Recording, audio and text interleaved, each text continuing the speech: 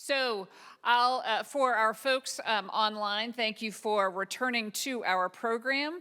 This next hour, I hope that you are well fueled and you are ready because we're going to have 4 rapid fire presentations describing gene therapies in development, particularly in vivo products, how those emerging technologies differ from the currently approved products, and what the general development timelines look like. So our first speaker is Dr. David Liu, and Dr. Liu is joining us remotely, so I know that he is ready to go. Dr. Liu serves as the Richard Merkin Professor and Director of the Merkin Institute of Transformative Technologies in Healthcare, Vice Chair of the faculty at the Broad Institute of MIT and Harvard, and is a Howard Hughes Medical Institute investigator. Dr. Liu, we are ready for you. We can see you. Take it away. Hopefully you can hear me as well. Yes, we can. I'm trying to figure out how to control the slides. Okay. There's a little bit of a lag, but I'll get used to it. That's all right. So I'm really happy to be at this special event. I've really enjoyed the morning so far. The organizers asked me to overview gene editing technologies that are being used in people and to describe how they were developed and how they're being used clinically. So I'll try to do that in a relatively short period of time. So just about any kind of DNA mutation can cause a genetic disease. If you replace the C shown here with a T, you get the rapid aging disease progeria. And if you replace this A with a T in the upper right, this is the cause of painful and deadly sickle cell disease that we've already heard so much about. If you delete 3 DNA letters shown in blue here, that's the most common cause of cystic fibrosis. And if you insert extra DNA letters, such as these 4 letters here, that's the cause of Tay-Sachs disease, and other inserted DNA letters cause other diseases like Huntington's disease. So these misspellings in our DNA collectively cause at least 8,000 or so known disorders that affect hundreds of millions of people collectively. So driven largely by this need, scientists have recently developed gene editing technologies that can change these DNA misspellings to treat or maybe even cure genetic diseases. One of the most famous of these tools is this blue protein called CRISPR-Cas9, which naturally occurs in some bacteria. So CRISPR-Cas9 is programmed by a small piece of RNA, shown in green here, called the guide RNA. Once the protein finds a target DNA sequence that matches the sequence in the guide RNA, it cuts that DNA, breaking the double helix into 2 pieces. Cutting DNA is a very effective way to disrupt a gene. And so these bacteria evolved CRISPR as a natural defense system to mess up the genes of infecting viruses. And disrupting genes by cutting them with CRISPR-Cas9 can also be very useful for our own applications. This approach has already been used in several clinical trials, for example, to disrupt a gene that makes too much of a protein that causes a deadly disease called amyloidosis. And as you just heard from David Williams and others, the first FDA-approved gene editing drug, Casgevy, uses CRISPR-Cas9 to disrupt a gene in order to reawaken a backup set of dormant hemoglobin genes as a treatment for sickle cell disease. And it was very moving to hear from a patient who received Casgevy in the morning session. And I think it's really a milestone achievement for medicine, that the era of human gene editing isn't just coming, as we've been saying for many years, it's already here. Unfortunately, most genetic diseases can't be treated by disrupting a gene. Instead, for most genetic disorders, we need to precisely correct the misspelled gene into a healthy DNA sequence in order to best benefit patients. And not too long ago, this concept of how to directly fix a specific misspelling in the vast genome of a live animal or a human patient seemed like fanciful science fiction. Yet today, we can do exactly that because our laboratory, building on the work of many other scientists, recently developed base editors and prime editors. These are molecular machines that precisely correct the misspellings that cause genetic diseases by actually rearranging the atoms in DNA. The story began in 2013 when I was brainstorming projects by email with a remarkable new postdoc in the lab, Alexis Comore. And I pitched this idea. If you could directly convert one DNA letter into another at a specified position in the human genome efficiently and without generating unwanted byproducts, I thought you could transform genome engineering, as it was called back then, and possibly human therapeutics. So it was an exciting idea in theory, but to pull it off would require going beyond the DNA cutting scissors that nature provided in CRISPR-Cas9. Instead, we needed a machine that could search for and bind a DNA sequence of our choosing, just like Cas9, but instead of cutting the target gene, the machine would need to directly correct a single letter misspelling. So how can we convert one DNA letter or base into a different one? Fortunately, nature provides enzymes like this one that can convert C into a base that looks like and behaves like T through a known chemical reaction called a deamination. But these enzymes do so indiscriminately. And so to make this conversion occur at a target C of our choosing, Alexis attached one of these enzymes to disabled CRISPR-Cas9 scissors that can still find a target sequence, but can no longer cut the DNA. And we were really excited to see that in a test tube, the resulting engineered protein successfully converted a C of our choosing into a T. But while this initial base editor worked well in a test tube, when we tried it in living cells, the converted base was quickly removed by the cell, undoing the edit. And so to solve that problem, we added this small purple protein taken from a different corner of nature that protects the converted base. And by attaching this small purple protein to the rest of our machine, we developed a prototype base editor that for the first time could convert C to T or G to A at targeted sequences in the genomes of living cells. But it only worked some of the time because if you change a C to a T, you create a disagreement within the DNA double helix, a mismatch that confuses the cell. And since C only pairs with G and T only pairs with A, the cell has to resolve this disagreement. And if the cell resolves the disagreement by replacing the T with a C, then you end up with the original sequence. And once again, we've lost our edit. You just go back to where you started. So one morning, Alexis came to me with a solution to this problem.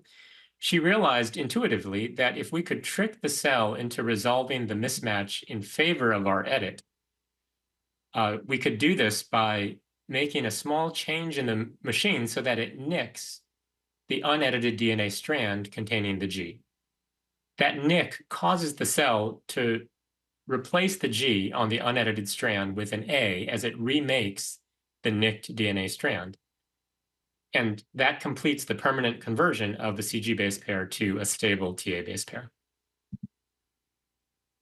So next we worked on a second class of base editor, one that could convert A into G or T into C. And this proved to be more challenging because there was no enzyme that we could borrow from nature that was known to perform the necessary chemical reaction shown on this slide. So Nicole Godelli, another member of the lab at the time, bravely agreed to try to evolve our own enzyme to perform the needed chemistry. And despite taking on one of the more ambitious projects in our lab at the time, Nicole succeeded in evolving this red protein shown here. And her efforts resulted in this second class of base editor that converts A to G or T to C at targeted bases of our choosing. And so the two types of base editors developed by Alexis and Nicole, in principle, can fix many of the most common kinds of disease-causing misspellings in our DNA, representing about 30% of the known total. And in the 8 years since we've reported base editing, thousands of labs around the world have used base editors to make precise single letter changes in organisms ranging from bacteria to crops to primates. Base editors have recently been used in animals to correct single letter misspellings that cause devastating genetic diseases. For example, base editors now provide a way to fix that C to T misspelling that causes progeria. Mice with this misspelled gene, in work that Francis Collins did many years ago, suffer rapid aging and early death, just like human progeria patients. So this is the untreated progeria mouse. It's 7 months old. These are 3 progeria mice, 11 months of age, that were each given a single injection of the base editor that corrects this mutation. And you can see they're doing much better. And indeed, a single injection of the base editor that corrects this single letter misspelling allows the mice to live about 2.5 times as long as they would live without the base editor. And so we're currently working with many other scientists and doctors to try to advance this treatment towards a clinical trial that might offer progeria children for the first time a way to correct the root cause of their disease. Many other genetic diseases in animals have also been treated with a one-time dose of a base editor. For example, by base editing bone marrow to fix the misspelling that causes sickle cell disease. This is done outside of the body, as was mentioned in the morning.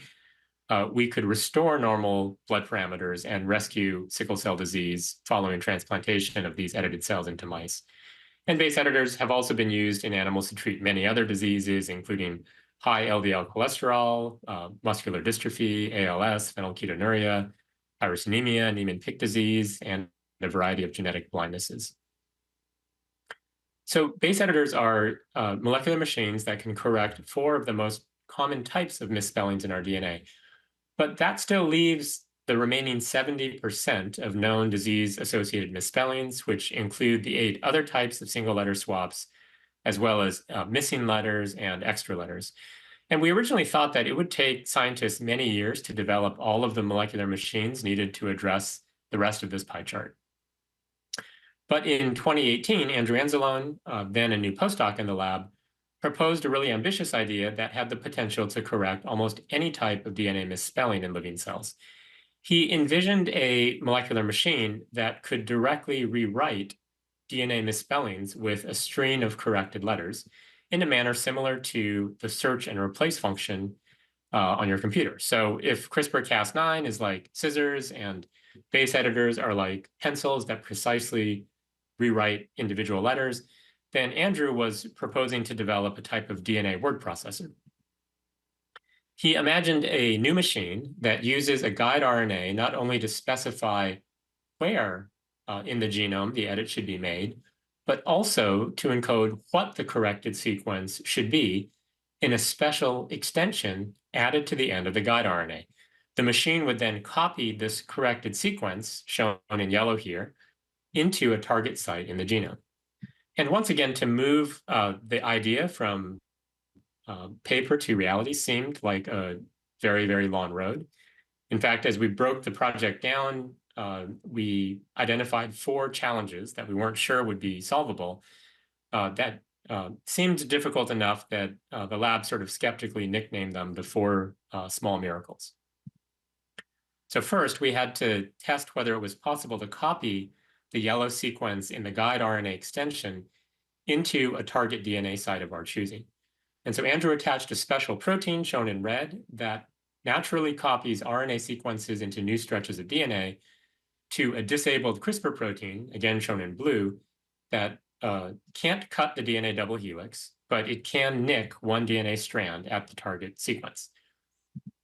And so in a test tube, Andrew programmed this engineered protein with a special guide RNA that contains the extension with the corrected sequence shown in yellow, as well as a runway shown here that precisely aligns the target DNA strand in white onto the guide RNA extension in green. And since the target DNA primes the copying process, we called this system prime editing. And remarkably, in a test tube, all the parts of this system work together to copy the corrected sequence in yellow from the extension in the guide RNA directly onto the end of the target DNA strand. And so that was the first challenge. Second, what happens to the newly copied DNA in a living cell? The prime editor machine makes this DNA flap containing the corrected yellow sequence, but there's no guarantee that this precious flap would end up replacing the original misspelled DNA letters. So we drew up this optimistic scheme showing how the flap might end up replacing the original DNA sequence in cells, but we really didn't know if the cells would cooperate. When Andrew performed the very first prime editing experiments in yeast cells, which are easier to work with than human cells, he was thrilled to discover that the newly copied DNA flap did, in fact, replace the original DNA sequence.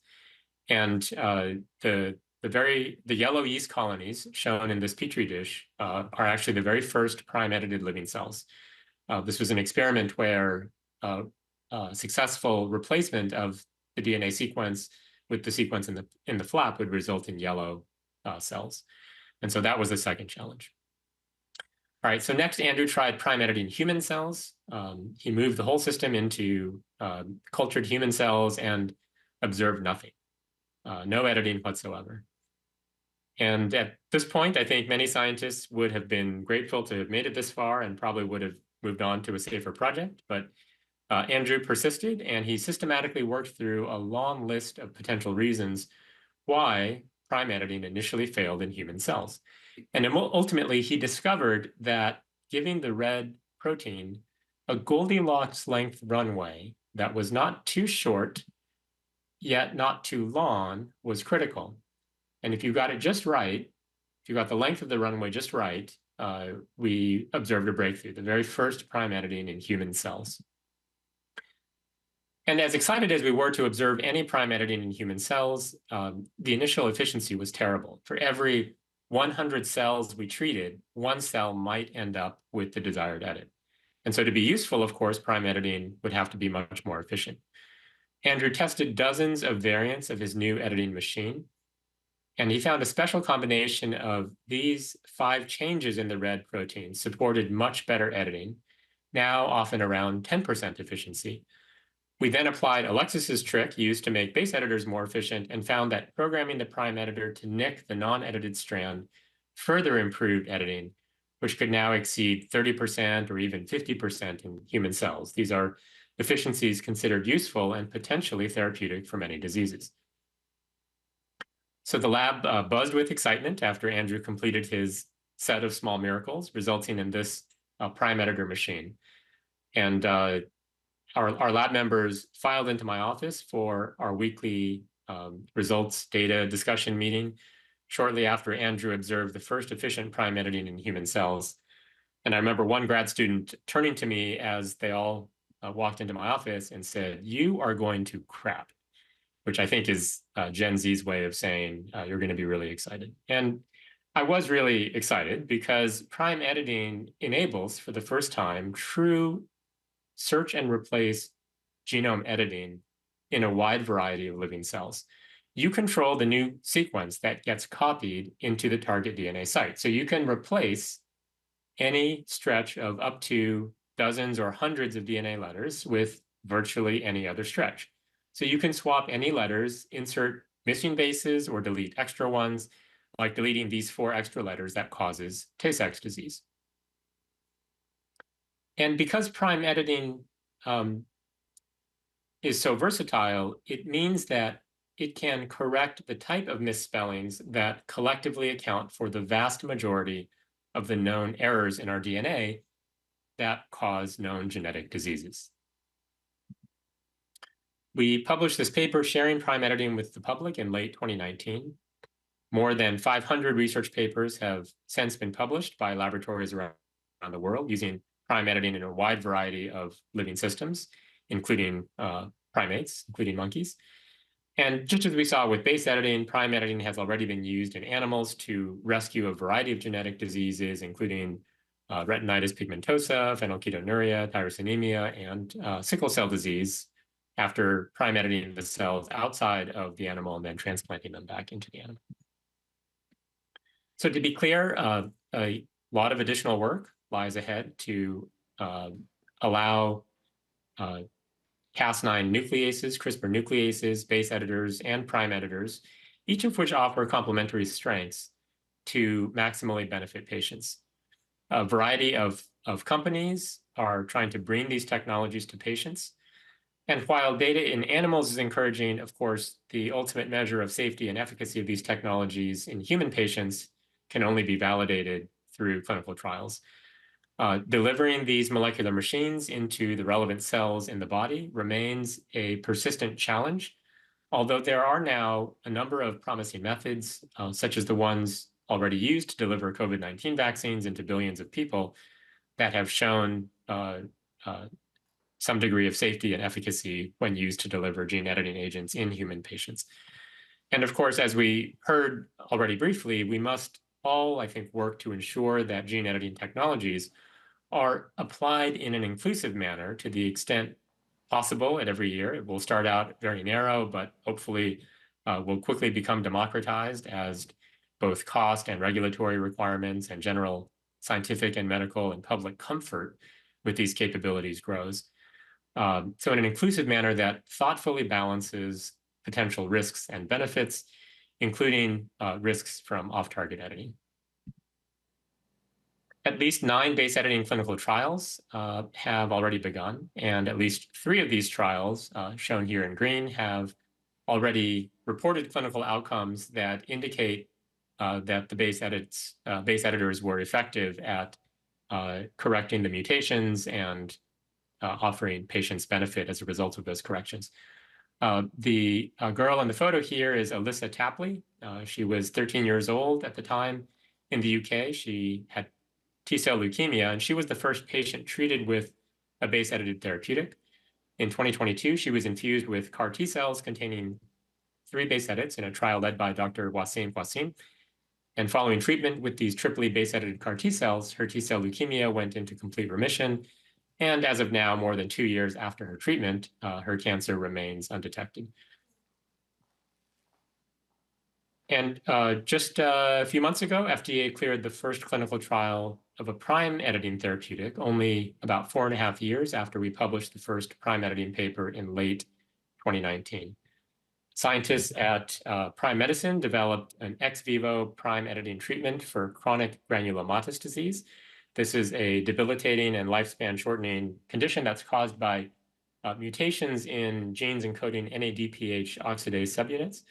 And so a prime editing system that corrects one of the most common mutations that causes this disease, a 2-base pair deletion, resulted in very efficient correction of bone marrow cells from CGD patients.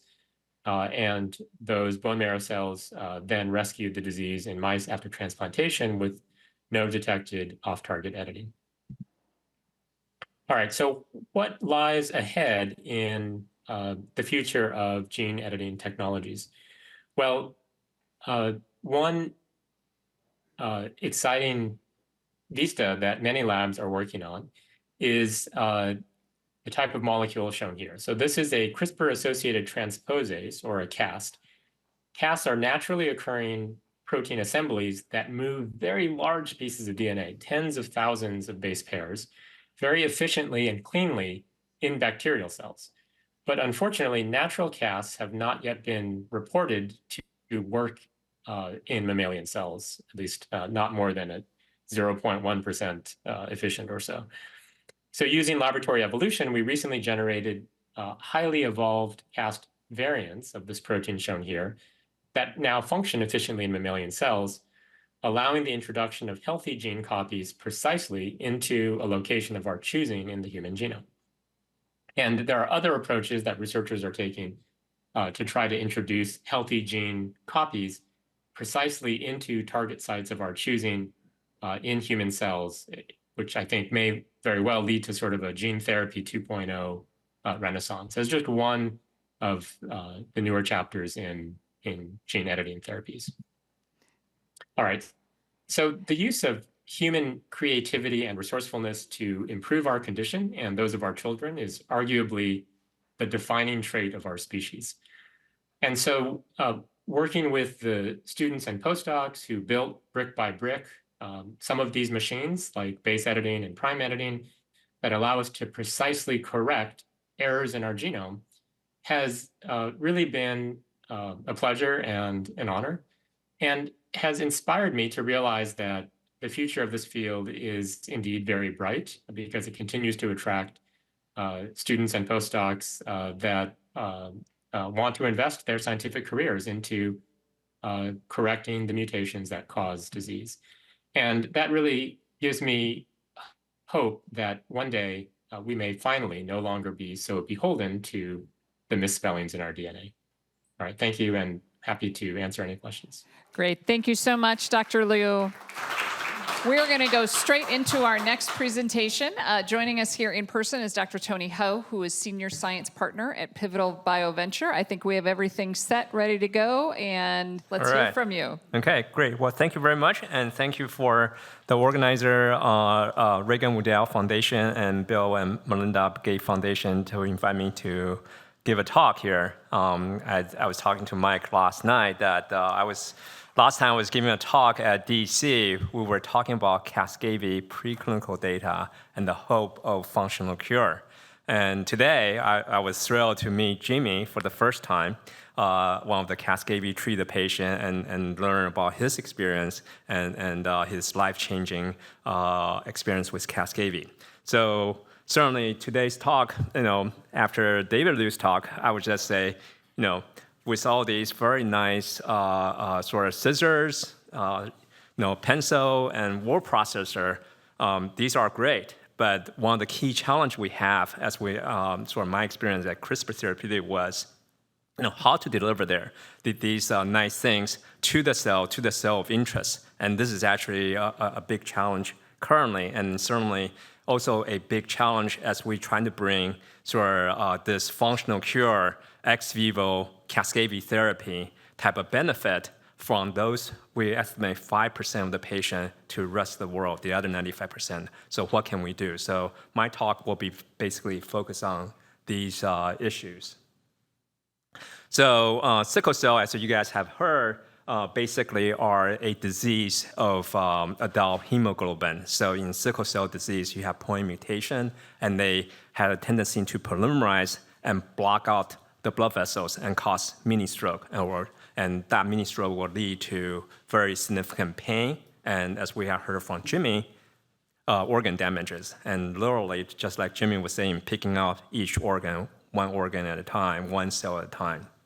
And certainly in thalassemia, you actually have a defective hemoglobin where you basically lack of these oxygen-carrying hemoglobin, and then the patient basically need a transfusion every 3 to 4 weeks. And with these chronic transfusions, it also damages your organ because of the iron overloads. And eventually, both conditions cause a significant sort of medical burden, not only certainly in the developed country like U.S. But in the low and middle income person, just imagine you have large population, millions of these people with sickle cell and beta thalassemia. Not only the burden on your medical care, but I also want to emphasize the economic burden of these people because they're not as productive as they could be if they're healthy, like Jimmy now, where he can now climb Mount Kilimanjaro. But with sickle cell disease, you may not be able to do sort of full-time work, and that could be a big challenge. And certainly we have heard that this is a very common disease. 3,000 patients or baby and 60 of sickle cell baby and 60,000 beta thalassemia baby are born every year, and that amount to basically 7.7 million sickle cell patients living with this disease and 1.7 million beta thalassemia patients. And this is actually a picture I used way back my preclinical days. And you can see his picture. The pain is terrible. Just look at the facial expression here. And this is, most of the pain actually is managed at home. And I heard from Jimmy, we were talking at lunch, and then he said he was having constant pain. And that's how he lived. He coped with this pain, lived with this pain almost daily. And the most severe pain, of course, you go to the emergency room. There's about 230,000 emergency room visit in the U.S. and 70,000 hospitalization per year. So this is certainly a significant cost for the medical establishment. And this is basically estimate about approximately $2 billion of estimate costs in ER visit and hospitalization. And over lifetime of these patients in the U.S. is about $1.7 million. And certainly this is relative to Cascade's price of 2.2. It's about approximately the same, but you also give a lot of benefit to these patients, not only on medical costs, but their life and also their productivity and their increased lifespan. And these are sort of, basically priceless, I would say. But so just a little background, and Jimmy was saying that the document he has is too complex, and so I'd like to show something that's less complex. So basically, this is what happened to the patient. Basically, when you were born, after approximately 1 month of age, your fetal hemoglobin get turned off, and then you rely on just your adult hemoglobin. And of course, in sickle cell patient, beta thalassemia patient, the adult hemoglobin is kind of sick. They don't pump that efficiently, or they fill the red blood cell with the bad hemoglobin. And one of the challenge, and this is some of the work Boston Children has been pioneered, is can we wake up that fetal hemoglobin, and what are the way we can do that? And certainly with the advent of a CRISPR, you can see that we actually can wake up these fetal hemoglobin because we know what is the break for these hemoglobin. So normally, when you were born, this gene called BCL11A act like a brake. It suppresses the fetal hemoglobin. And if you edit that loci, and basically what we do is almost like releasing the brake. And once this brake is released, your fetal hemoglobin now came back on. And that's really the science behind sort of the Cascade treatment. And this is Victoria Gray, our first sickle cell patient that was treated in the U.S. at Dr. Haydar Frangal's clinic. And she is now basically pain crisis-free for almost 5 years. And this is what she said.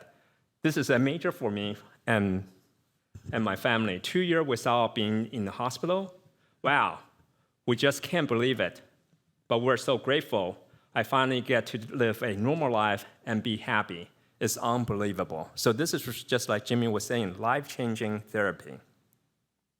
And we have since Victoria Gray, we have extended to many, many more patients, as you have seen this slide. And you can see the dots in blue are these painful crises, and in green, this is what happened to them. You can see after the treatment, almost everybody become sort of pain crisis free. So this is very exciting. And we also extended this to the beta thalassemia patients. So in these patients, you almost require transfusion here in dots every 3 to 4 weeks. And they basically live with transfusion ever since age of 1. But once they got Cascade, as you can see, they become transfusion-free. And now they can go to vacation without worrying, where's my transfusion going to come from? Where am I going to go to the clinic? Am I going to get the right blood? Or like Jimmy was saying, how about, do I get, sort of allergy antibody develop against the transfusion blood? So they don't have to worry about this.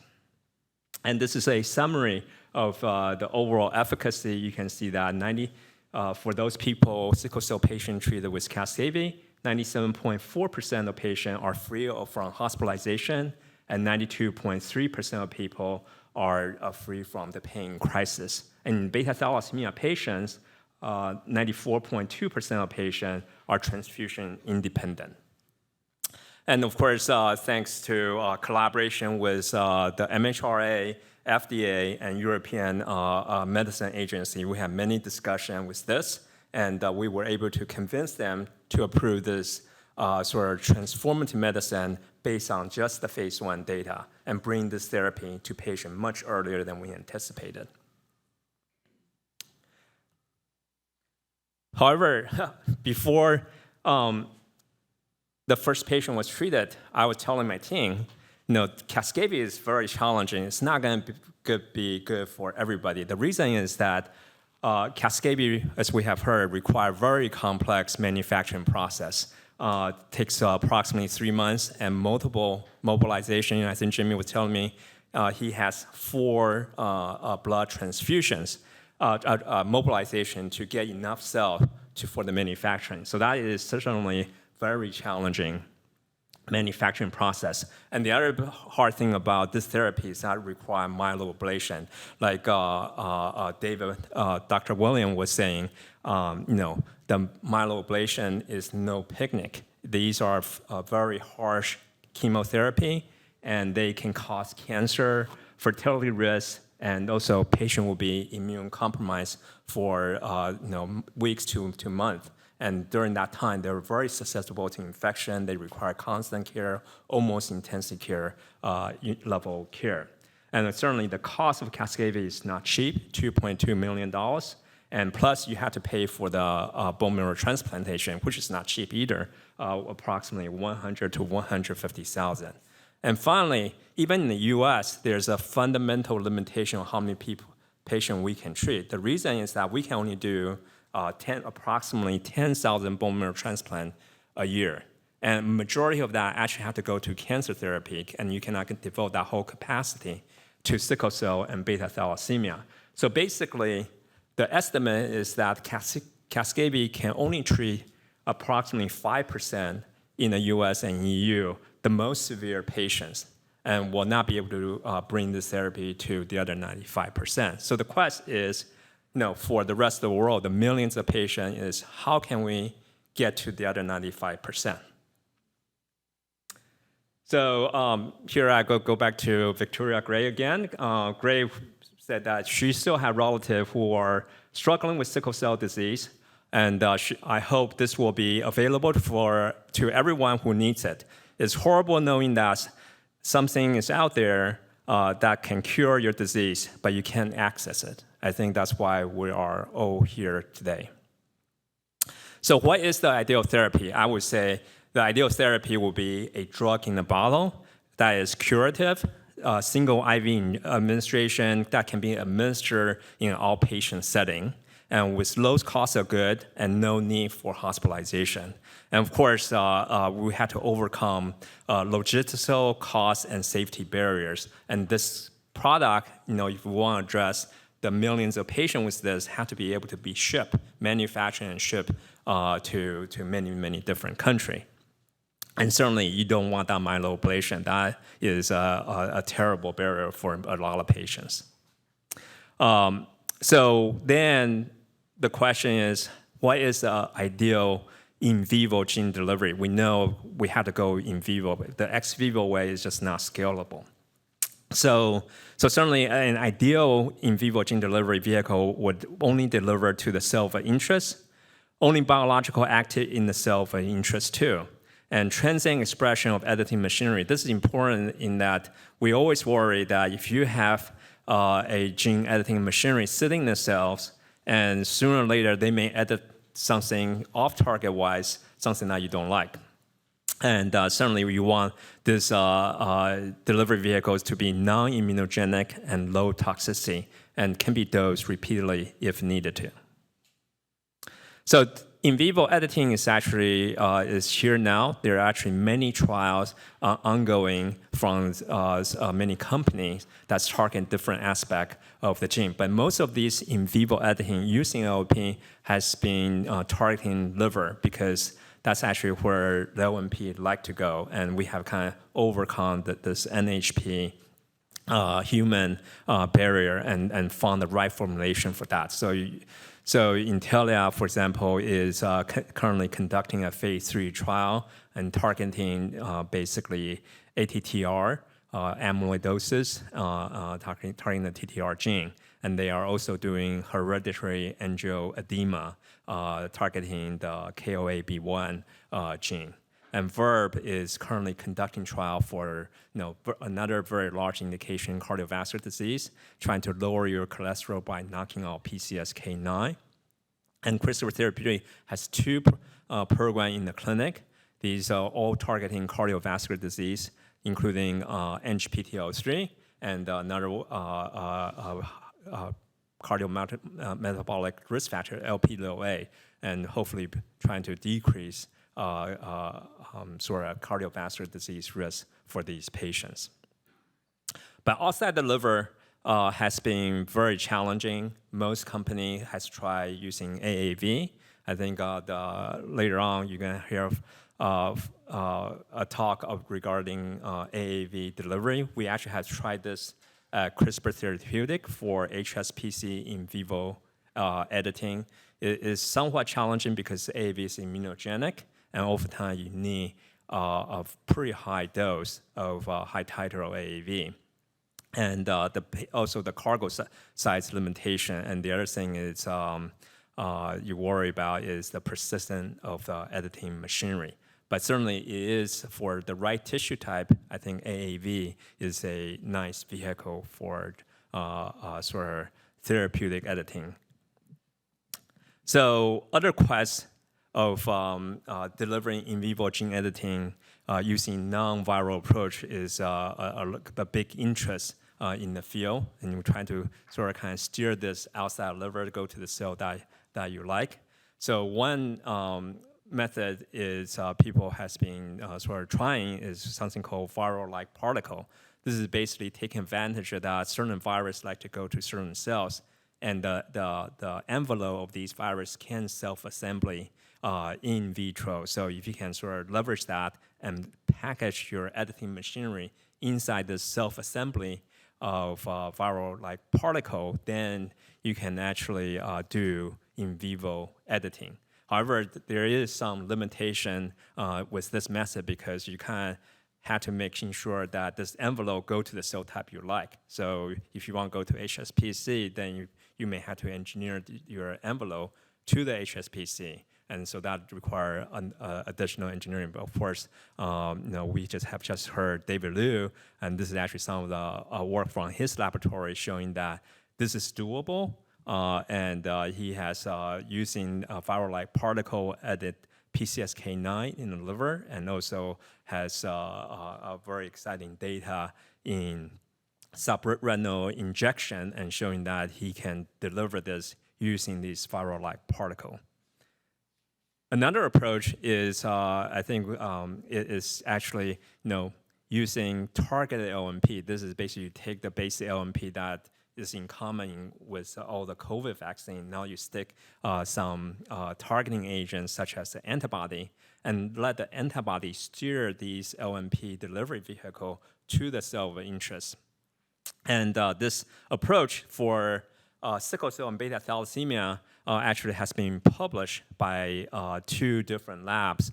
One is Breda et al. From UPenn, and they can show that using CD117 as a targeting agent, they can deliver this LNP to HSPC and actually show very nice editing in using this system. And same thing as Dan Anderson also has shown similar result using CD117 approach. And of course, the ultimate goal is, I just want to go back on this slide. One of the challenges with both of these methods is that they are using a chemical conjugated LNP. So actually, one of the problems is that with chemical conjugation, you do have some toxic intermediary. So the question is how to clear that, or there are other methods of making target LNP without this chemical toxic intermediary. So this is kind of the current research that we're looking for. And so basically, we're in very exciting eras. We now have the basic technology, and this is why I call the ultimate precision therapy. This is something we always trying to achieve to increase your benefit and decrease your risk. And you can see that we have drug like Cinemet, which deliver drug only to the brain, Lynparza, which only target the cell with BRCA mutations. But now we're in an era where we can actually say, hey, I just want to go to this cell, for example, HSPC, and I want to edit that, and without targeting all other cells. So hopefully this will deliver the highest sort of precision in this way. And this will be basically a molecular surgery as well. But finally, I would like to just kind of end about the sort of the challenges of the in vivo editing. Certainly, in terms of scientific development, we want the vehicle to be low immunogenicity, low toxicity, sufficient editing of the target cell. You heard David talk about, he go from the 5% now to 50%, and he think that is therapeutically relevant now. So that is always challenging. Other thing we want to look for is to make sure there's no off-target editing. And if it's there on-target, and they're also the on-target off-target cell editing. So you edit the cell, but you're in the wrong cell type. So are there ways we can sort of mitigate the potential risk or making sure the risk is tolerable? And finally, with these in vivo editing, you also want to consider whether or not you will cause germline editing as these may pass on to generations. In terms of regulatory, certainly we have heard talk today, sort of benefit risk evaluation, for the one-time in vivo gene editing, the framework for early approval, like Cascabey has done, the phase 1 approval by several regulatory agencies, the need for long-term follow-up. Global regulatory approval, I think that's a big challenge in here. From the drug development point of view, we always talk about incentive. It's not practical if you ask us to submit for 300 countries, and the manpower required is just tremendous. How do we sort of overcome this and simplify so there is incentive for the company to go after this? And certainly, access problem, and this is going to be especially critical for developing drug in this area. Certainly, we know in the developed country, we're going to charge much higher price than, say, patient with low and middle income country. But with in vivo one-time dose editing, potentially that patient from U.S. could fly to these low and middle country and basically get this therapy at a fractional price. And this will become a disincentive for the company to actually make these therapy available in those countries. So what kind of mechanism we need to put in to prevent these medical tourism? So I think one of the things I was sitting here, and listening to the panel discussion, one of the things I always thinking is that, from the company point of view, we always say, what's the incentive and what is easy to do? You have to sort of lower the barrier for the company and then, sort of collaborate and build the framework so we can actually deliver this. And so if we ultimate goal is like what Mike want to do is, to treat not only the 10 million sickle cell patient, but also 40 more million in HIV, then we had to sort of develop a kind of manufacturing infrastructure, payer infrastructure, and sort of incentive infrastructure to make that possible. It's not going to be an easy feat, but I hope if everybody come together, start discussing now, and by the time we get, the next in vivo therapy approved, we have a system ready to go. So thank you very much. Fabulous. Thank you. So that's halfway through our new technologies, and really appreciate your discussion there on the LNPs and some of the other components. We'll turn now to Dr. Tisdale. In addition to your title in being the Senior Investigator and Chief of the Cellular and Molecular Therapeutics Branch at NHLBI, you also, I think, get the award for the lowest carbon footprint for getting here today, because I'm pretty sure you rode your bicycle. Yes. All right. So thank you, Susan, and thank you, Mike, for the opportunity. In fact, I do, for those of you in the room, live just beyond the National Cathedral there, which you can see is uphill. So not only did I ride my bicycle here, I got to ride it downhill. So I got to ride uphill going back. But anyway, so I'm going to try to pick things up a little bit. I know we're a little behind time, and much has been said of what I already wanted to say. So I'll just hit some highlights. You know about sickle cell disease. The one point I want to make here is that it's a single gene disorder in an organ that we can take out and give back.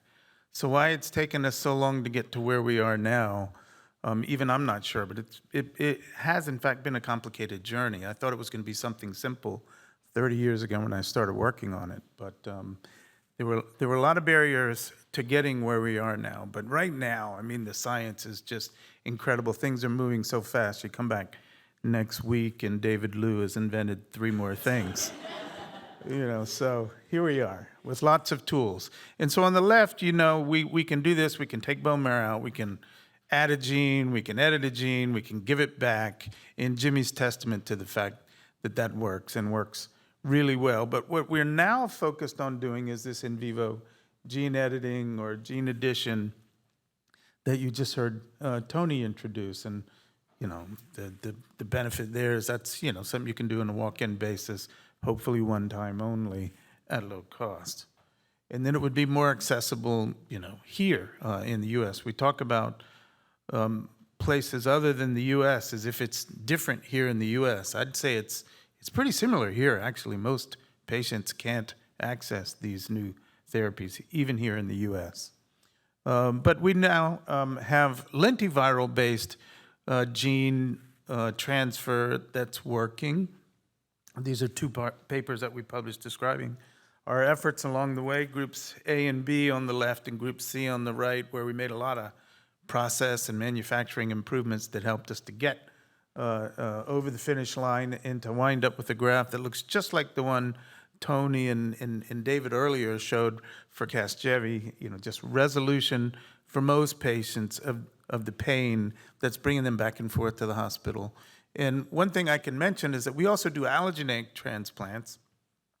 So we know how this looks when you give somebody else's bone marrow and completely replace the patient's bone marrow with the new one. And we still have some patients who have chronic pain, require pain medications because of the ravages of the disease that are permanent, for example, to their skeletal system. So I want to give a shout out to Francis. Francis is part of the reason why we're all gathered here today. Francis and I, for the last 25 years, have actually played in a rock band together. And we invite ourselves to events and usually embarrass ourselves, but we've gotten better over the years and have had some invitations. And at this one invited concert, we were giving at a bar in Bethesda. We were having a bite of pizza beforehand, and everything was working in the lab. And Group C was working in the clinic. And I told Francis, we really need a moonshot for sickle cell disease. We're there. We have current ones working. We have new ones with great promise. We need to really, ratchet up the efforts. And he seemed interested, but then I didn't hear from him about it again until a few weeks later when I got an email from people in Building 1 asking me to come and pitch this to Francis and all the people in Building 1, which of course I gladly did, put together a proposal, a presentation, what have you. And that launched the Cure Sickle Cell Initiative, which is now run through NHLBI by Gary Gibbons, and led to some meetings with Francis and I and Bill Gates, where we tried to convince him to expand the effort to include sickle cell disease. And as you know, that was ultimately successful. And the hook was really that if we can make this work for sickle cell, we can also make it work for HIV. So these are some comments that Francis made when he was presenting at the ASGCT meeting just after finishing his term as NIH director. So you've heard about the barriers here. This is kind of an oversimplification, but we have to get in, escape the immune system, get through endothelial cells, home to the bone marrow, get specifically to the hematopoietic stem cell, and then get inside. So that's a pretty difficult task to ask of one system. So one thing that we focused on is CD117. You've heard about it in prior talks. It's expressed on hematopoietic stem and progenitor cells. So that gives us kind of a zip code to go after when we send something in to try to change a bone marrow stem cell. We know it works because in collaboration with Magenta Therapeutics, we made an antibody drug conjugate, so we stuck a drug onto a CD117 antibody gave it to animals and completely ablated their bone marrow. So this is an antibody ablating the bone marrow, not a chemotherapy.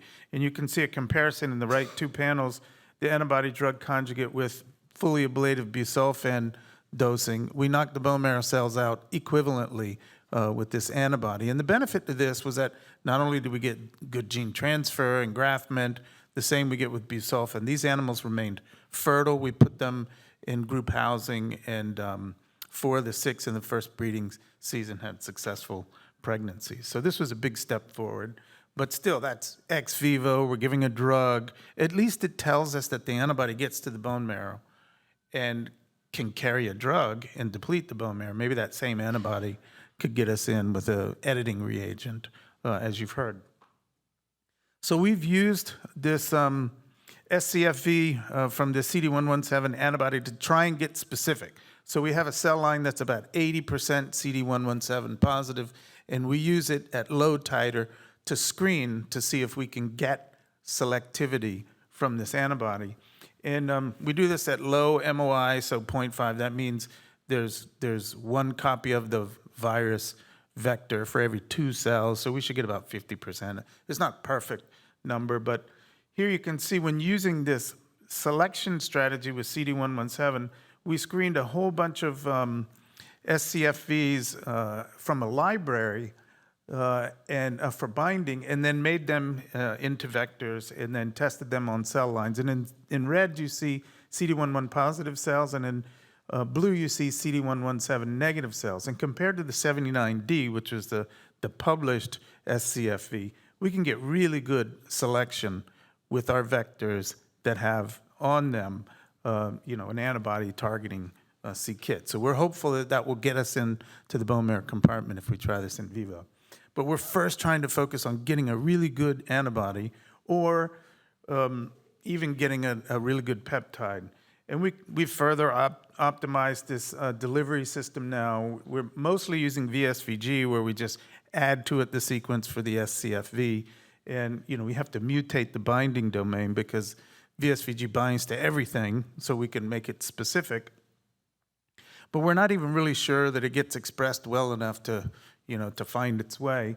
So we're also working on a 2-protein envelope, which the measles envelope can allow us to do. That way we just mutate the binding domain and stick the targeting domain right on that, and then we add both, and we can control what we've added better. So there's ways to make this better that we're working on.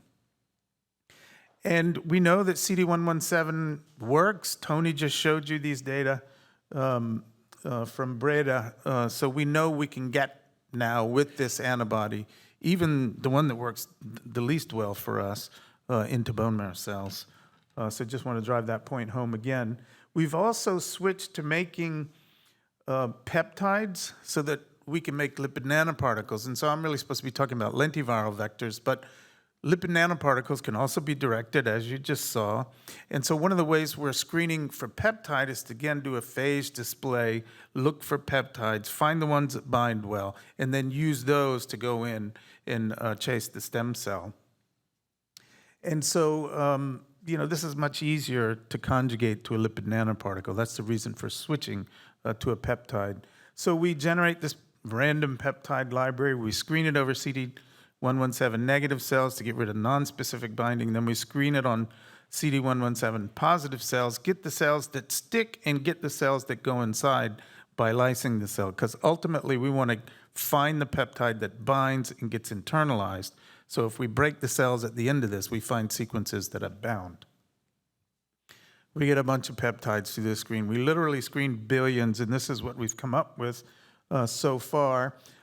Some in different plasma concentrations because we know we need to be in that. That's my alarm for another meeting. And then we can check those.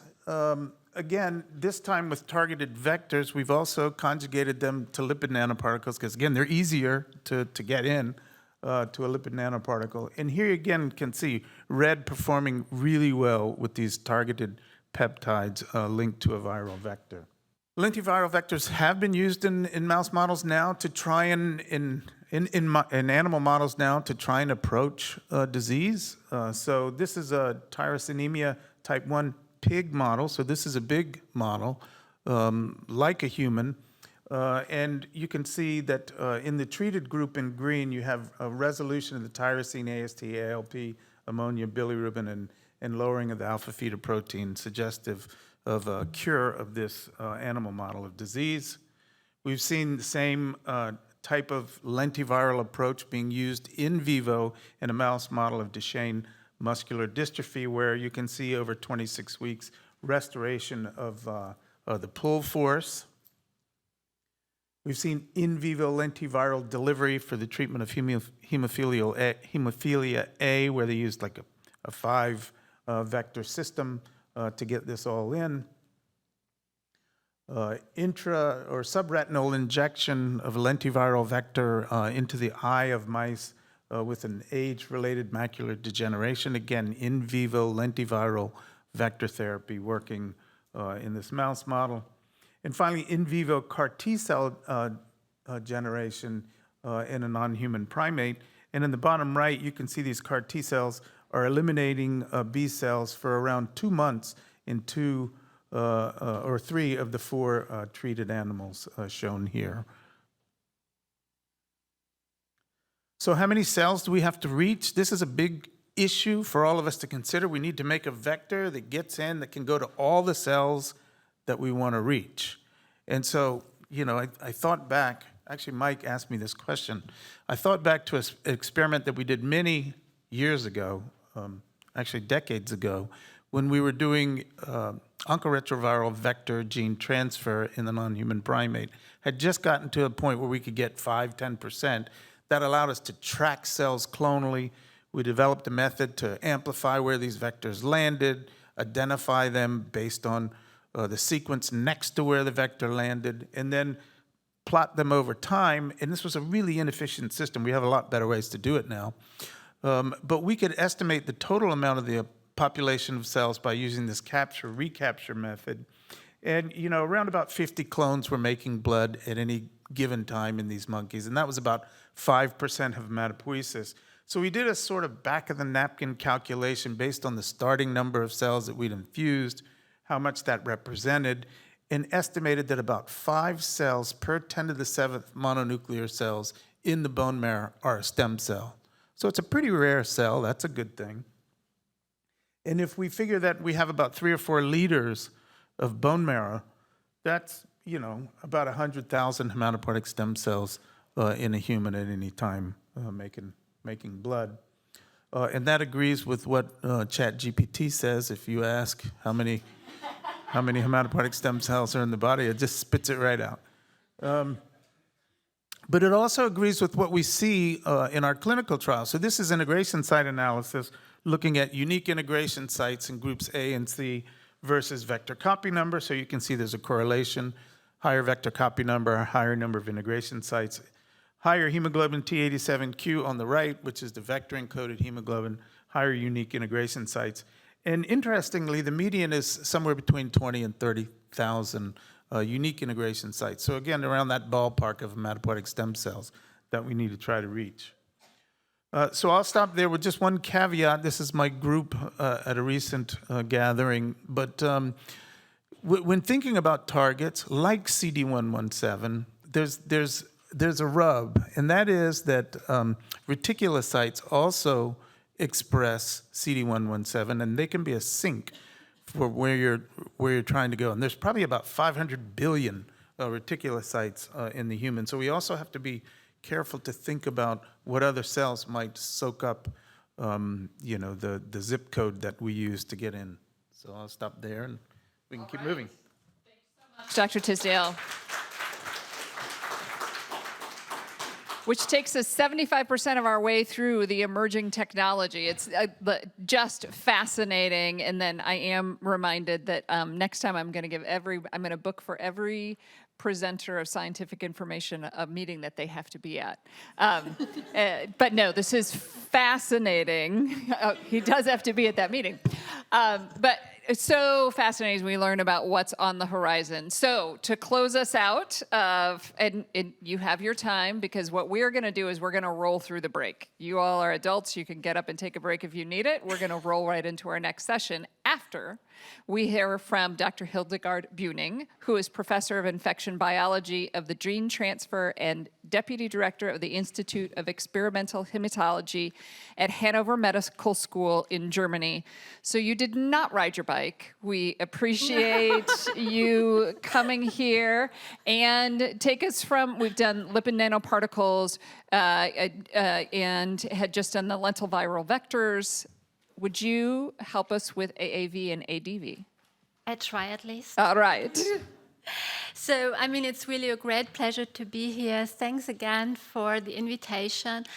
And what I would like to do with you today is really look into vector systems which have been used in vivo already, what we have learned there, and what we need to do, and what is already done. So, let me start with my house pet, which is the adeno-associated viral vector system. And so it's based on a virus, the adeno-associated virus. And if you look what it is, it's looking like that. So So we have a non-envelope protein capsid of only 25 nanometer in diameter, and this little thing delivers a DNA of approximately 4.7 kb. Wow. Okay, but what makes it challenging is, and good for us, is that Mama Nature has put us a lot of serotype and variants around, which differs in the receptor it is using for cell entry, which helps us in gene therapy then because we can just pick another serotype. And what is nice is that we know where these different serotypes differ, and this helps us in engineering. So make these 2 notes to your memory. But when we use now a vector delivery tool, you don't want to use a virus. So how do we go from a virus to a vector? So you see we have here the capsid, we have the DNA, which naturally is transported in this vector system. And if we now would like to use a vector, we are depleting all viral genes, which are here wrapped by cap, by our transgene expression cassette of choice, just leaving a little signal, which is called the packaging signals there, that the cell knows what to package where. And with this basic concept, we have ended up with a lot of approved AAV gene therapies, approved by FDA and by EMA. And you see in green those which are really used intravenously, while the others are locally used, but all are done in vivo with this first generation vectors, just using the capsid Mama Nature has developed and put in your gene of interest instead of the viral genome. What do we have learned here with this first generation vectors is, of course, Mama Nature is not perfect, leaving some jobs for us. And one issue is, for example, which we call low efficacy. So AAV vectors, if you put them intravenously, like to go to the liver. And when you look here at the vector doses, which we require per kilogram body weight, to really have a therapy. And when you just look into the red marked box, which shows you the number of cells we have in the body, then you see what I mean by low efficacy. Yeah? Okay.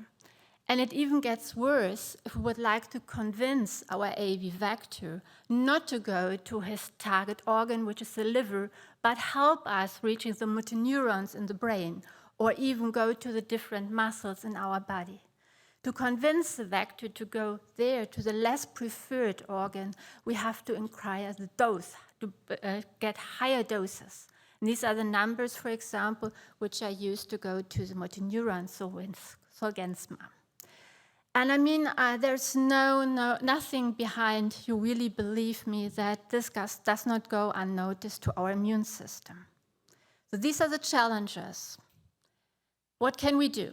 So this nice capsid, which I showed you, is the one which makes the interaction with the cell, the binding, and also helps the DNA being then delivered to the cell nucleus where the transgene expression occurs. So what about engineering this capsid in the lab to make it better? And so what we look at here, and a lot of labs all over the world are doing this, is look at the cap gene and modify this by rational design. What is nice for us is that we know that the main areas which are really binding to the cells are those which you see here in the picture in red. So what about changing exactly these areas by mutating them, blinding them, and putting back little peptides which really help them to direct this capsid to your receptor of choice. You can also do this not on a genetic basis, but you first produce your particle and then by chemical modification put an antibody on top of this. Yeah? Also with the purpose of redirecting the tropism to a new receptor. However, we have to admit that we humans are not that smart as nature, right? And so the easiest way is to look what nature is commonly doing, and this is evolution. So what we do, therefore, is, when it shows up, is that we generate libraries of AAV capsids, so 10 to the 6 or more, where you change each of the components either by putting point mutation, swapping around some sequences of the capsids, or just at these red areas of the capsid, put in small peptides of random sequence. Then you throw all this into your animal, and then pick up those AAVs who, under your conditions, found the target cells, entered, and put the DNA there where you would like to have it. So more sophisticated thing, because it's really that you can select the best performer, not only for binding, but also for doing all the challenges which a virus faces intracellularly in the best way, yeah, with these processes. And by this, you really come up with vectors which doing much better, so the second generation. So you see, these are, for example, examples of primary human keratinocytes where you would like to convince an AAV2 to transduce it by GFP. So when it is successful, you see green cells. You see, we start, natural AAV serotype is not really working, but having these techniques, it's all green. And these are only some examples. If you type this in literature into PubMed, you see a lot of these examples. And what you end up with is really vectors where you have a higher efficacy, so you can lower the dose which you put into your patient, and this will also lower the production cost. What about specificity? If we have the right,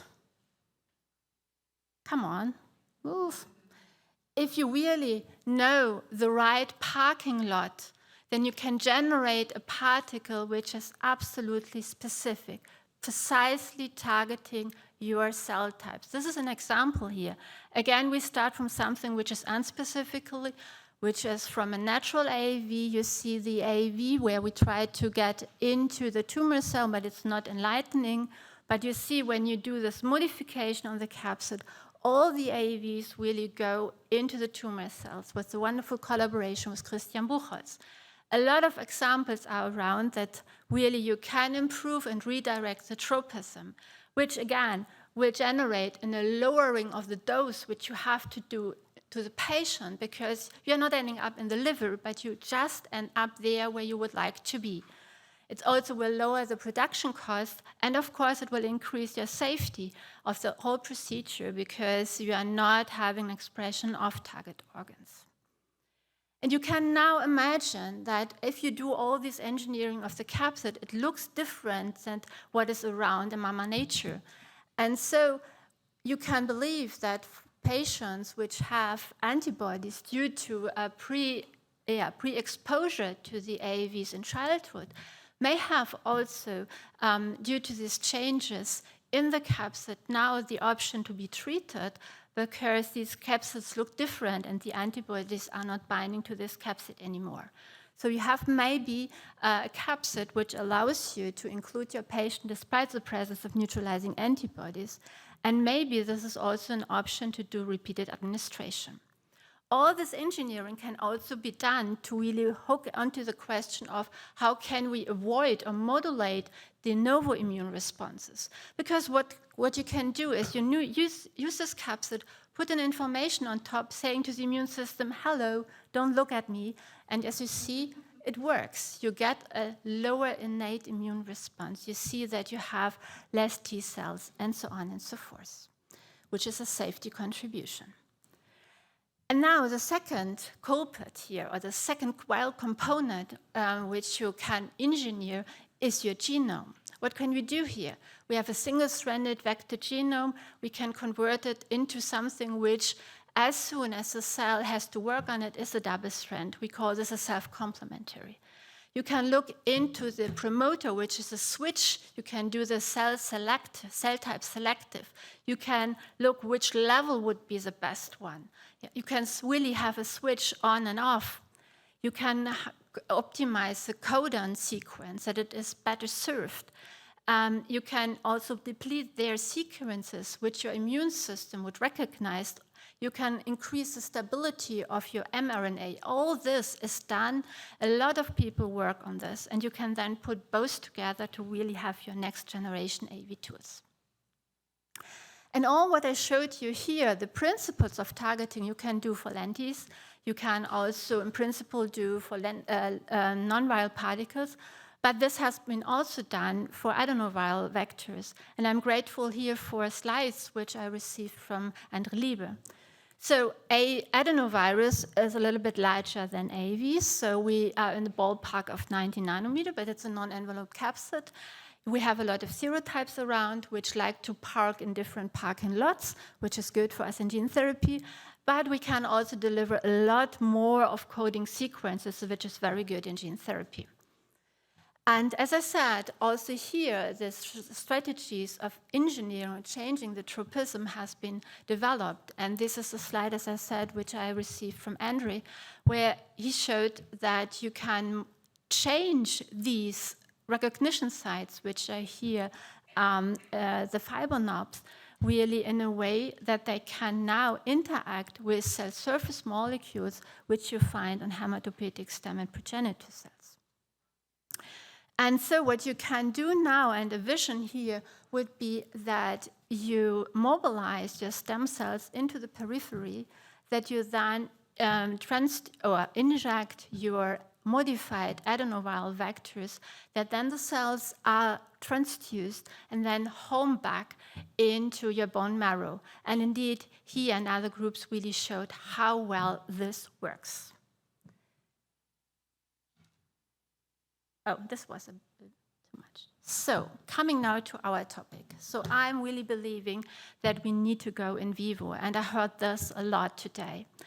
And this is because we have these wonderful results in the ex vivo gene therapies, but we know that we have to really bring it to improve accessibility. We need to move for in vivo. And this slide you have seen somehow already in other talks, and it's indeed the issue that there are a lot of challenges when you just look into ex vivo gene therapy. We heard about the specialized centers. We heard about the time to treatment, which is really difficult if you have to look into ex vivo approaches. We spoke about costs. We really spoke about that is not an off-the-shelf medication. But then also look at the cells. You get them out of a body, put them in an artificial environment, so they are not the same. Yeah? You impact viability, the pluripotency, the engraftment efficacy. You also put them under genotoxic stress if you go for lentiviral vectors or gamma-retroviral vectors or whatever, something which integrates. You have them also stressed just because you modify them ex vivo. And then, of course, we heard about the patients. So if we now really just look at what in vivo could help us with, is, of course, we don't need specialized centers then. We hope that we can really lower the treatment costs because we have highly potent vectors with lower doses, and you are just applying the vectors, not having the ex vivo manipulation on top. The time to treatment should be quite short because you can store them. It's an off-the-shelf product because it's the vector which you deliver, and we should even be able to go without the conditioning. What about the poor cells? It's not an ex vivo culture what you do. And at the moment, I showed you one example from Andre Liebe where you have the mobilization into the periphery and the cells which are then modified go back. But you can envision that you can do this even without mobilization. What about gene integration, genomic integration? Yes, you need to do this. And adeno and AAVs are not integrating with regard to having an integrase. But with the help of gene editing, you can have a precise landing platform. And this all, because it's in vivo, should have a lower stress for the cell. And then, of course, there are drawbacks, which, for example, you put in a viral vector, for example. This is an antigenic load. You have really the issue of pre-existing immunity and the risk of off-target. But therefore, maybe we are already ahead because I showed you what engineering can do really to lower the dose, to really lower the antigenic load, to have a precise targeting, and so on and so forth. Thank you very much. Thank you. Dr. Buning, you took us through all that it is that we needed to know in the, you are at 0 time, but that's all right. What we wanted to think about in our next generation of gene therapies. So with that, I'm going to turn us next to our panel that will talk from the regulatory perspective. And I need Dr. Marks to come forward and join me on the stage. And then all of these other chairs will get filled after we finish our regulator conversation. So Dr. Marks, if you would join me, that would be great. And then we have 2 regulators who are going to join us virtually. And Dr. Ruiz, welcome. So joining us from her role as head of biologics, biotechnology, and advanced therapies for the Spanish Medicines Agency. We have a new face joining us. Dr. Ruiz, thank you for joining us. If you would do a quick AV check, say hello, and then we'll know we can hear you. Yeah, hi, hello, good afternoon. I hope you can hear me well. We can hear you well. Dr. Marks and I are looking right at you, and I think you appear right behind us. So you actually have the strongest presence in the room, which is fabulous. And then Dr. Kakari Boateng, who we heard from earlier as the director of the Center for Laboratory Services and Research at the Food and Drug Authority in Ghana, is also with us. So Dr. Boateng, would you double check that we have your sound again? Yes, I can clearly hear you. You have. Excellent, and we can hear you. So let's turn from that fascinating science and the science that's on the horizon to what, of course, I have to say is even more fascinating, which is the regulatory structure. It's only a lawyer would say that, but that's okay. I want to open and turn to you, Dr. Marks. We do have to think about the framing, right? There's great promise here. But I guess to say that typically regulators are risk averse serves us really well. And how give us the regulator perspective. How, as a regulator, do you look at these products and just what needs to go into the framing as you're leading your staff to evaluate these promising developments? Right. So I think we're going to when we talk about these gene therapies. Be they directly administered genome editors or other gene therapy products, I think we have to categorize these into very small populations and larger populations. And the risk-benefit considerations are going to be somewhat different, right? Because you can imagine that very small population, very bad disease that has a potential gene therapy. One, knowing that it is a very small population and knowing that you can take the time to have informed benefit-risk considerations and conversations with parents of children It's a different situation than if we have a directly administered gene therapy that we are going to give to a large number of people. And I would say the sickle cell indication in Africa is a large indication. It's a rare disease, but that's a large indication. It doesn't, I'm going to not, now I'm going to get non-lawyerly because I don't care for a few minutes about what the Orphan Drug Act says. I care about what a large population is, and that is a large population. And to be honest, even though it technically qualifies as a rare disease in the United States or an orphan disease, 75 to 100,000 people in the United States, if that were the overall population, which isn't really where we're thinking that gene therapy would be used in the United States anyway. But what I'm trying to say is it's larger populations have different risk considerations, and they have to, because if we unleash a gene therapy on a large number of people and it turns out to have even a 1 or 2% chance of something very serious adverse happening, we could set the whole field back pretty significantly. Now, you might say, well, but couldn't that happen in a small population? It could, but in the smaller populations, we've already seen setbacks like this. And because of the benefit-risk considerations, the number of people involved, it seems to be more accepted. So I think as we're thinking as regulators, we do need to think that, and I think this is important for product developers to understand, when we're talking about these very small populations, we may be talking in a different manner than we are as we start to get to larger populations. And I know what the next question is. So where does it, so is it 100? Is it 1,000? Is it 10,000? Where does it convert over? Somewhere in there, as you go from 100 to 1,000 to 10,000, you're starting to move to products that are being used in enough people that, as regulators, we, I think, start to get nervous if we don't have good manufacturing practices, good clinical data. Safety needs to be battened down.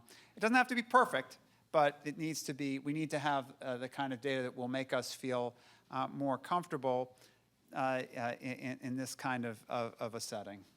Which I think is consistent. Earlier today, Dr. Miller had a phrase where they said a regulatory structure that was safe but simple might be helpful. And I think you're saying safe, but and potentially simple, but that we have to recognize the safety dynamic also changes when there's broad use. Is that a way to think about it? That's correct, because so maybe the best way to do this is to go right back to our benefit risk framework, which is benefit, risk, and uncertainty. So as a population gets larger, our tolerance for uncertainty gets smaller, right?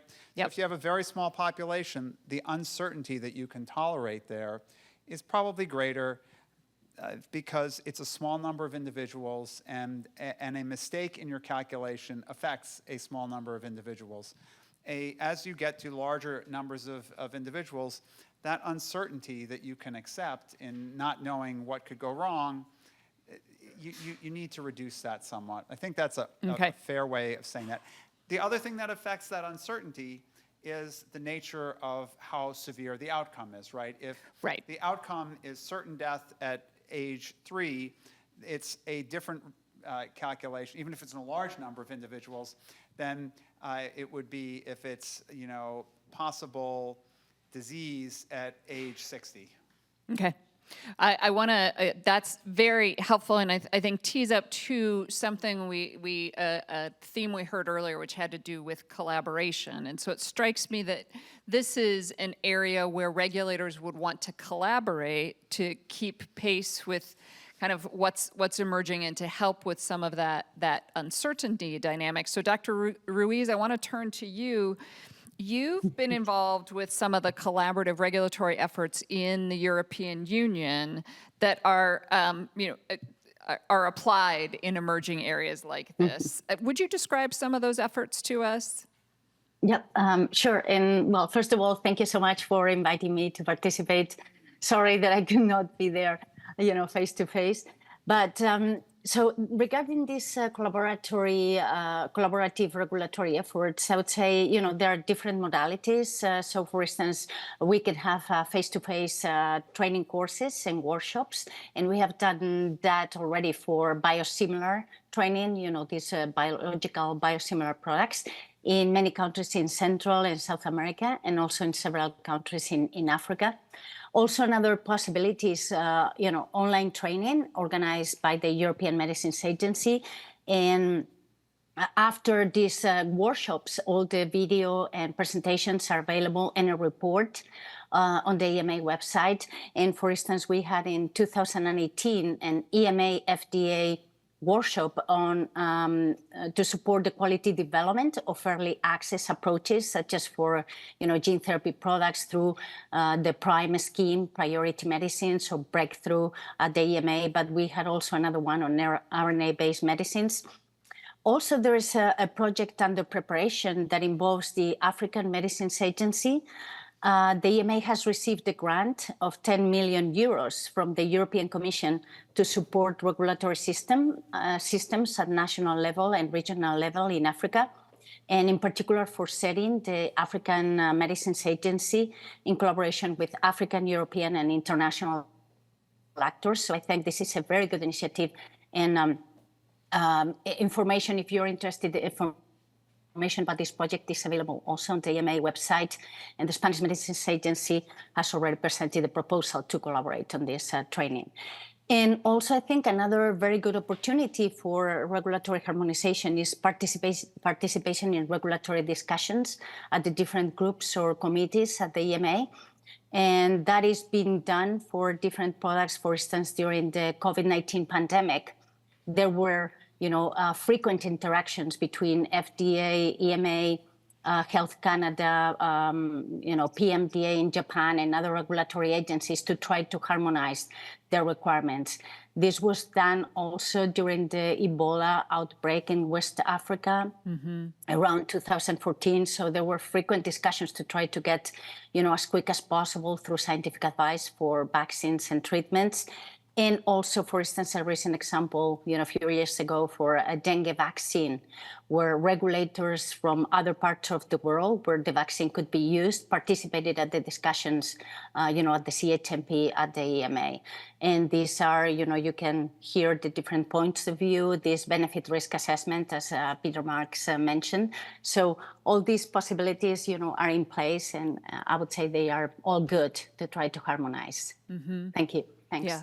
Thank you, Dr. Ruiz. And so I think that helps in the recognition that there needs to be significant oversight, right? We want these products to work.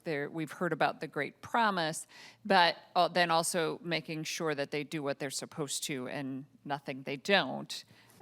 To have the regulators collaborate on that. Yeah, I mean, I think there's no room for fake gene therapies, and actually, no, I don't laugh about that because I worked in the pharma industry, and at that time in the early 2000s, we knew that about 30% of the medicines that went into Africa were either fake or subpotent. Right. This will not be, so we do, I think, as regulators need to come together to make sure that confidence in these is really there, especially because of all the support. This isn't just like giving someone a pill. There's all the supportive care that will go around these products. So these products had better have, they better be what they say they are. Yeah, in fact, Dr. Inamdar had mentioned that earlier today about making sure that it was a legitimate product and legitimate trials. So very helpful. Dr. Kakari Boateng, I want to make sure that we hear your voice today. What would you add as we continue this conversation? And you've heard a bit about the how gene therapy is changing, and the new technology may be even closer than we thought. What would be helpful to you as a regulator, as a key regulator in Ghana? What would help you keep pace with these technology developments and help you as you think about this responsibility? Thank you, Susan. And I think Peter and Sola, they've said much about that. They said what will help us keep in touch or abreast with modern development is by collaboration. As you said, we collaborate a lot with the EMA and also through our that's the US FDA and also the helped a lot. So one, the collaboration is there, and then sharing of information, so that we can also rely on the decisions that are taken by EMA and the US FDA, possibly Health Canada and PDMA, and also building the capacity of building expertise of regulators on the continent. That we've started with the EMA, we started this exchange program. But one thing I can tell Mark is, in this day and age, I am not sure, it's not likely this used to happen 10 to 15 years ago. At least if it goes through the central virus system, we would be able to differentiate or distinguish good applications from bad applications.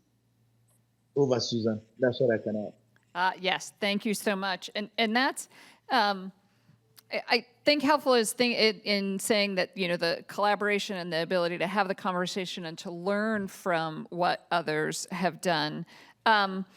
Dr. Ruiz, what would you underscore as activities that help regulators in this space?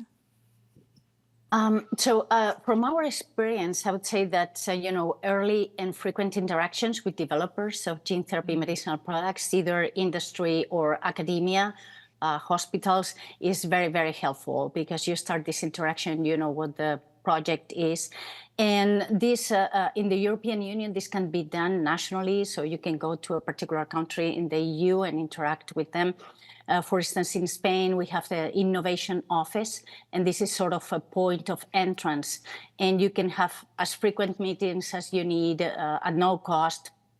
So we follow the development, from the quality development, non-clinical studies, and the clinical development. Also at the EMA, through the Innovation Task Force, is you can, it's an early interaction, and they can guide you through the different steps.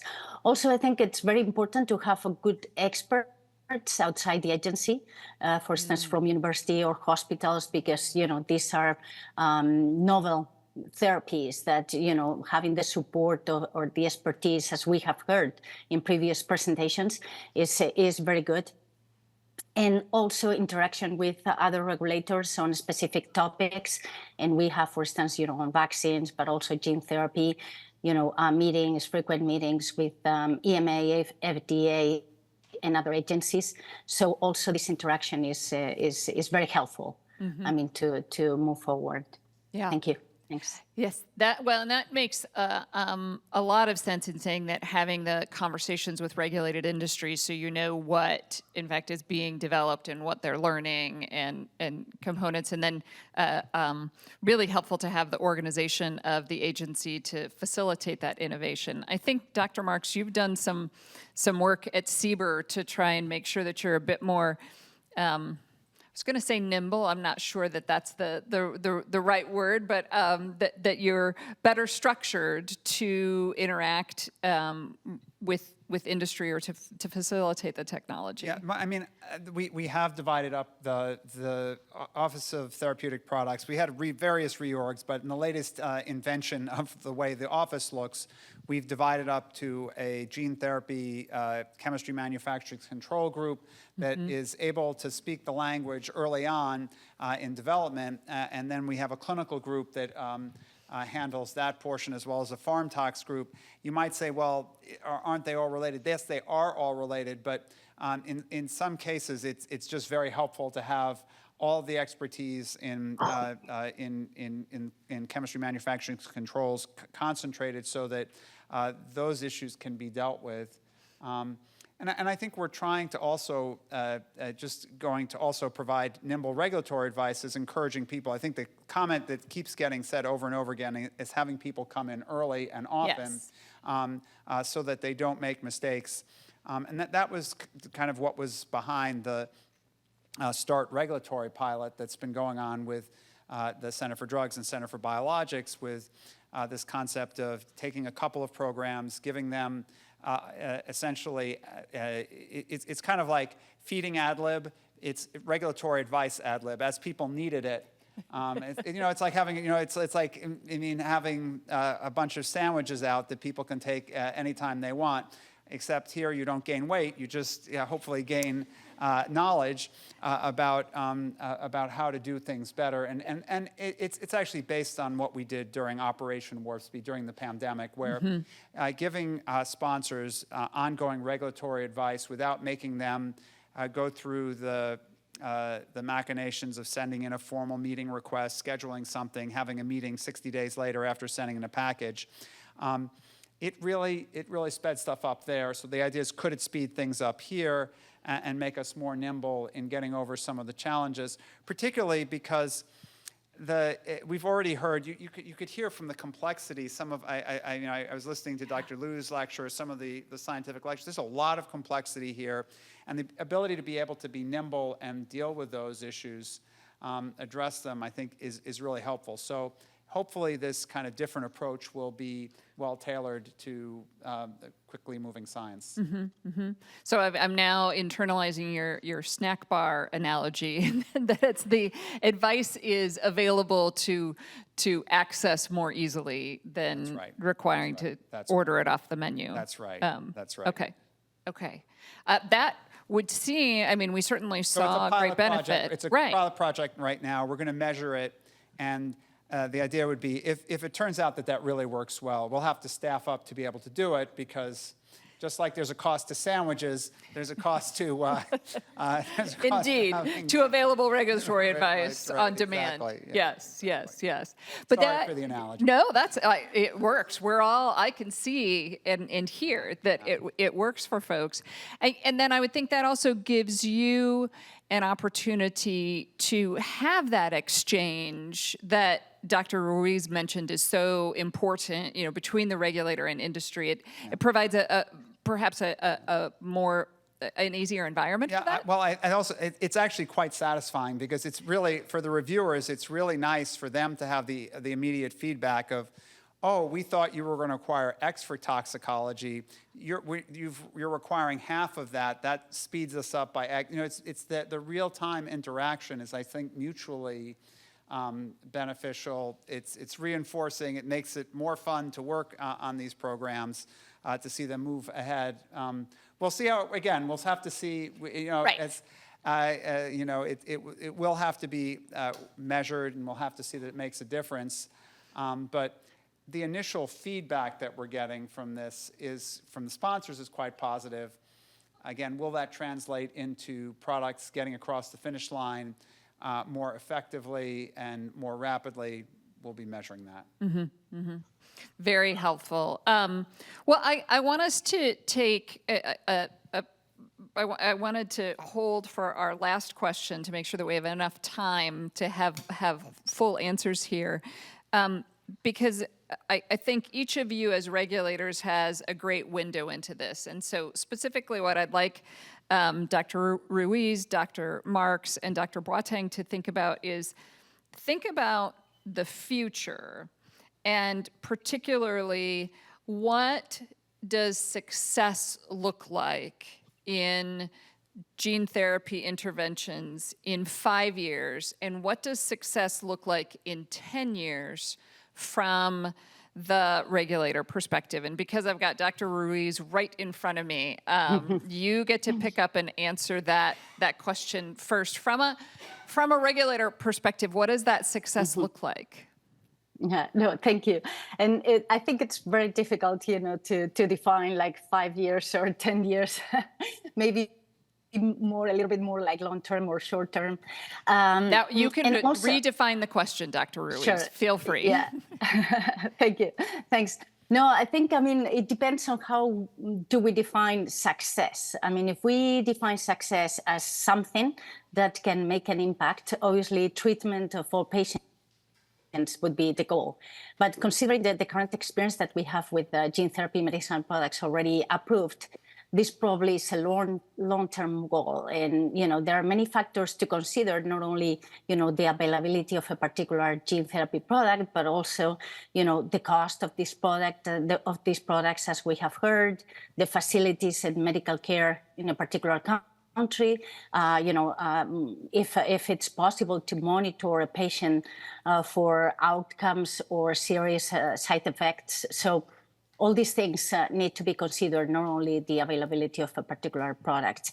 And also from our experience, we have seen that promoting clinical research is very important because it's a way to for patients to have access. And in our experience, for instance, in Spain, that clinical research is it is very important. We have seen that is a way for patients to get access to new therapies and very novel therapies.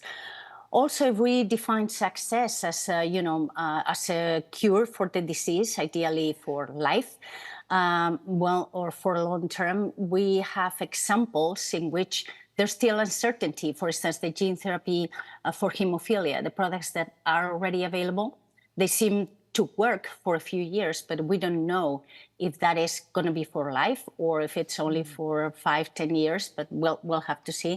But this seems like also something that will take time.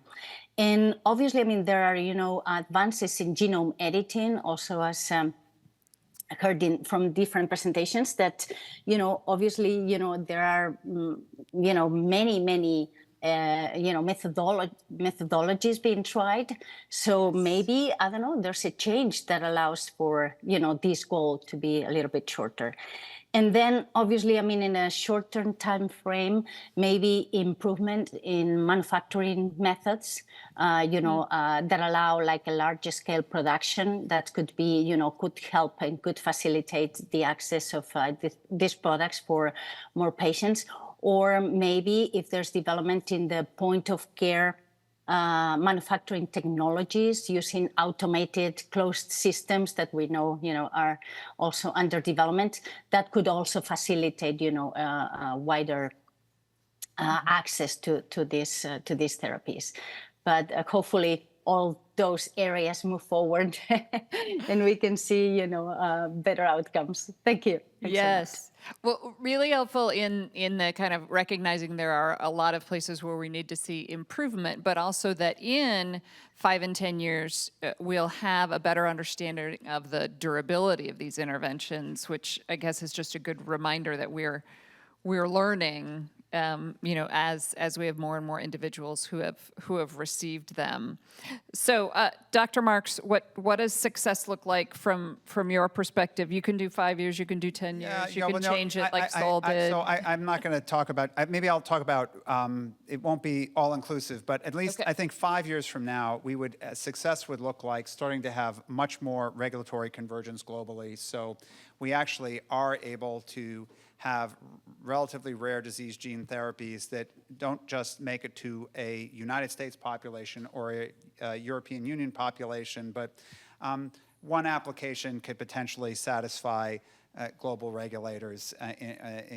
Whether it's every last one, I can't say, but it would be nice to have a system whereby we at least come to convergence enough that there's that type of harmonization of what we want, so that more developers are encouraged to go into the area. Because right now, the idea that you have to kind of slug it out between different regulators with different requirements globally, if you're starting out with small populations, it just leads to it leads to all the different countries being disadvantaged, except for the country that has it licensed. So hopefully that will come about, because once you have that kind of convergence, then you can also start to speak about regulatory reliance, so that you take some of the burden off of any given regulator and do regional approvals, or even kind of a reference type of approval, such as what we do for vaccines with pre-qualification with WHO.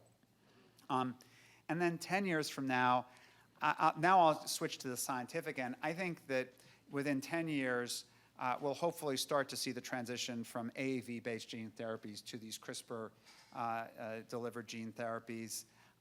And although they may not be wildly proliferating by that time, I suspect that it will be transformational, because the cost should drop very significantly. AAV, cell-based process, it's like fine French cooking. You've got to have everything right.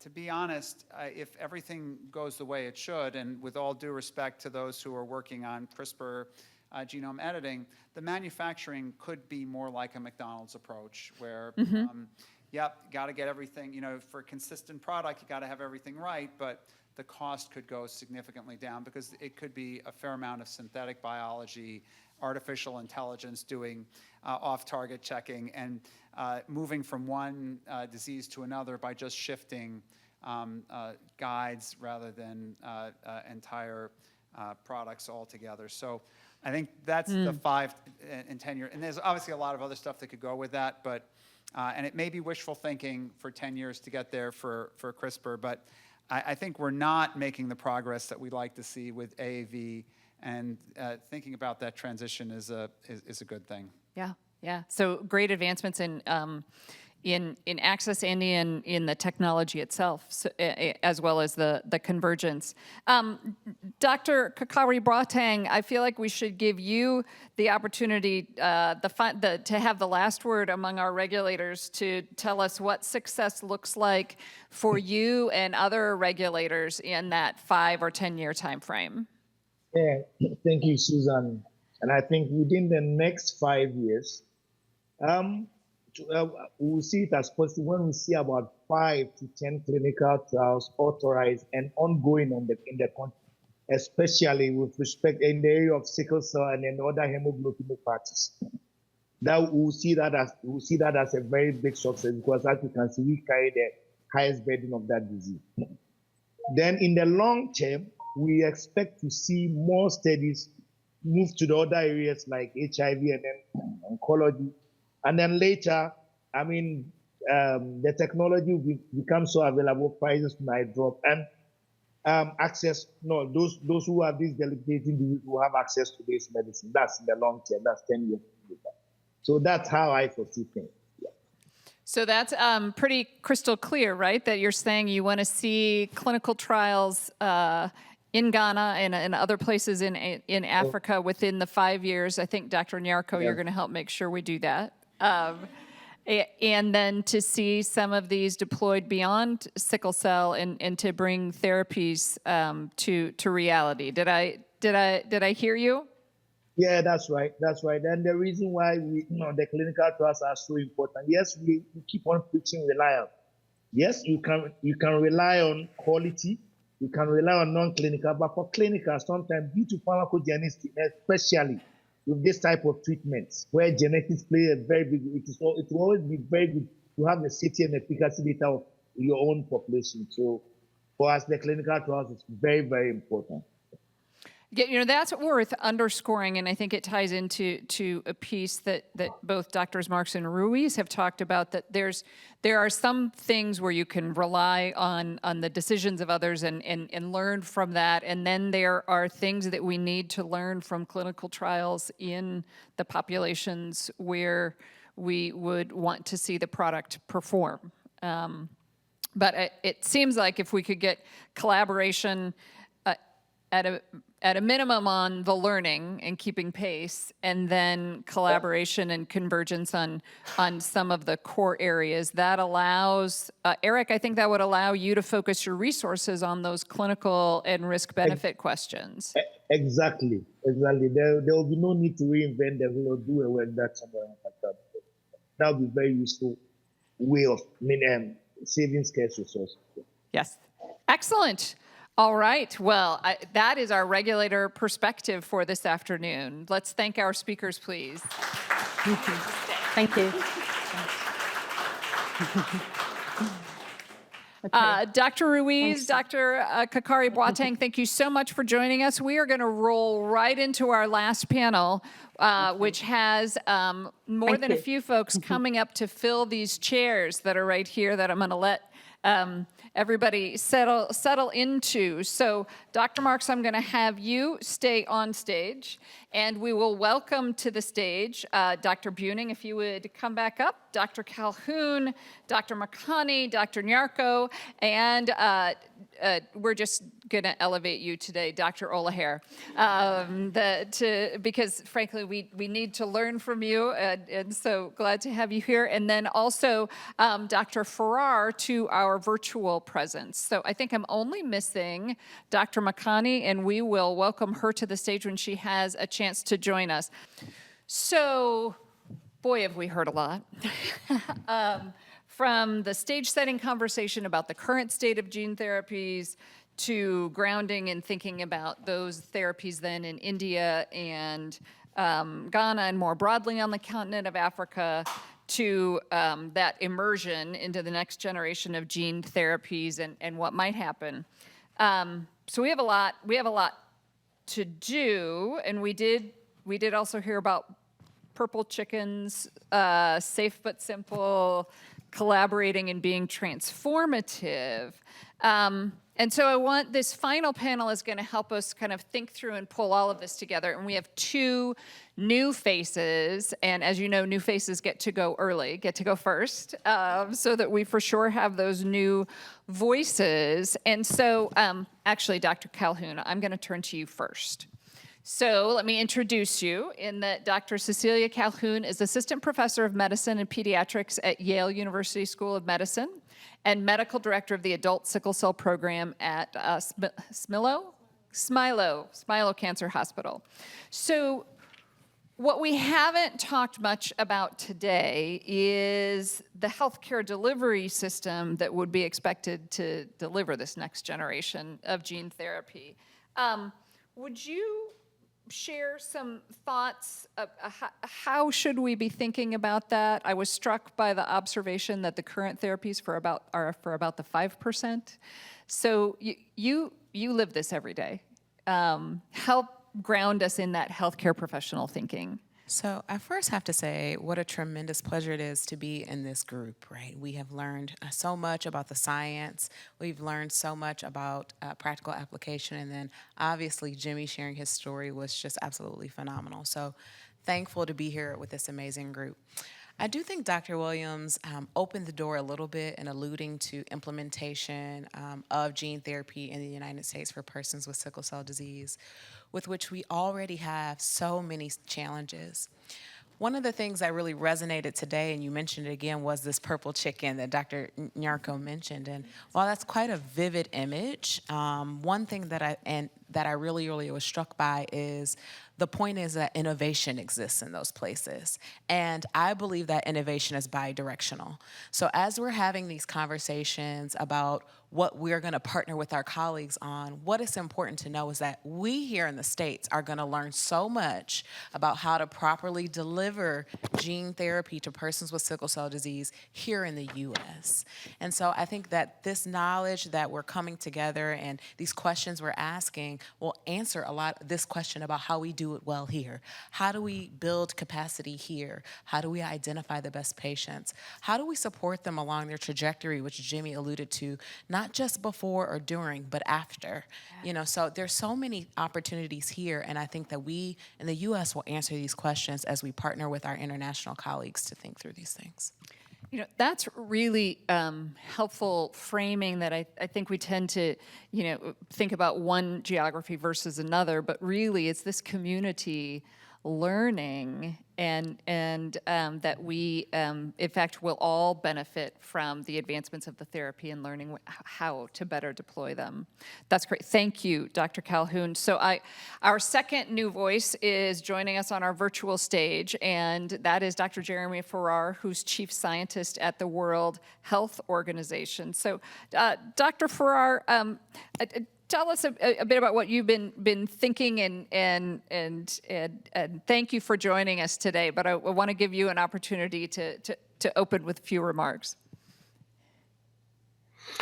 Yeah, thanks so much. Can I just check you can hear me? It's coming from a long way away. Yes, we can hear you and we can see you. Oh my goodness. Sorry about that. So firstly, thanks very much to being asked to join you, and I've been able to listen to a little bit earlier on in the conversations as well, and I'm just sorry I can't join you in person. It's effective. One is we are in what I regard as a golden scientific age. I think when you're in those moments in history, you sometimes don't appreciate it, but as a result of 20, 30, 40 years of investment in science, we are starting to see the impact of that starting to be possible to change people's lives. And that's to be applauded, and it's wonderful. And many in this room will have been on that journey with everybody else. The challenge we've got is that we can either use that science to ensure it reaches everybody who needs it, and in other words, decrease inequality around the world. Or if we do nothing, my worry is that actually science indirectly will be contributing to greater inequality. And we saw some of that through COVID. I mean, a phrase that I used often in the first few months of 2020 was the exit from the science was our exit from the pandemic. And I think with the coming of vaccines and therapeutics, early diagnostics, better clinical care, public health awareness, we achieved that. But we did not achieve it equitably. We increased inequity, and there were the countries, and I was living in the UK at the time, who had immediate access to vaccines, therapeutics, and there were those countries in the world that were left behind. And when we now come on to talk about future advances in science, gene therapies for sickle cell, cell therapies for cancer, indeed gene therapies for cancer, as well as autoimmune disease, diabetes, and infectious diseases, of course, then I think our challenge is how can we ensure that we use the science for the maximum number of people, and we use science to decrease inequality around the world. And I think if we do nothing and we just expect it to trickle in any direction, it won't happen. So those would be my opening remarks: a scientific golden age, and how can we use science to decrease global inequality? Mm-hmm. Thank you, Dr. Farrar. It's really helpful reminder that trickle won't be enough, and that we want to expand this technology and do it equitably. So I want to turn then to Dr. Makani. You gave us such wonderful framing remarks this morning, making sure that we would coordinate our efforts and think through the potential for expanding the technology. Now you've heard a lot of other people speak in between. What do you want to bring us back to? Thank you. This works? It does.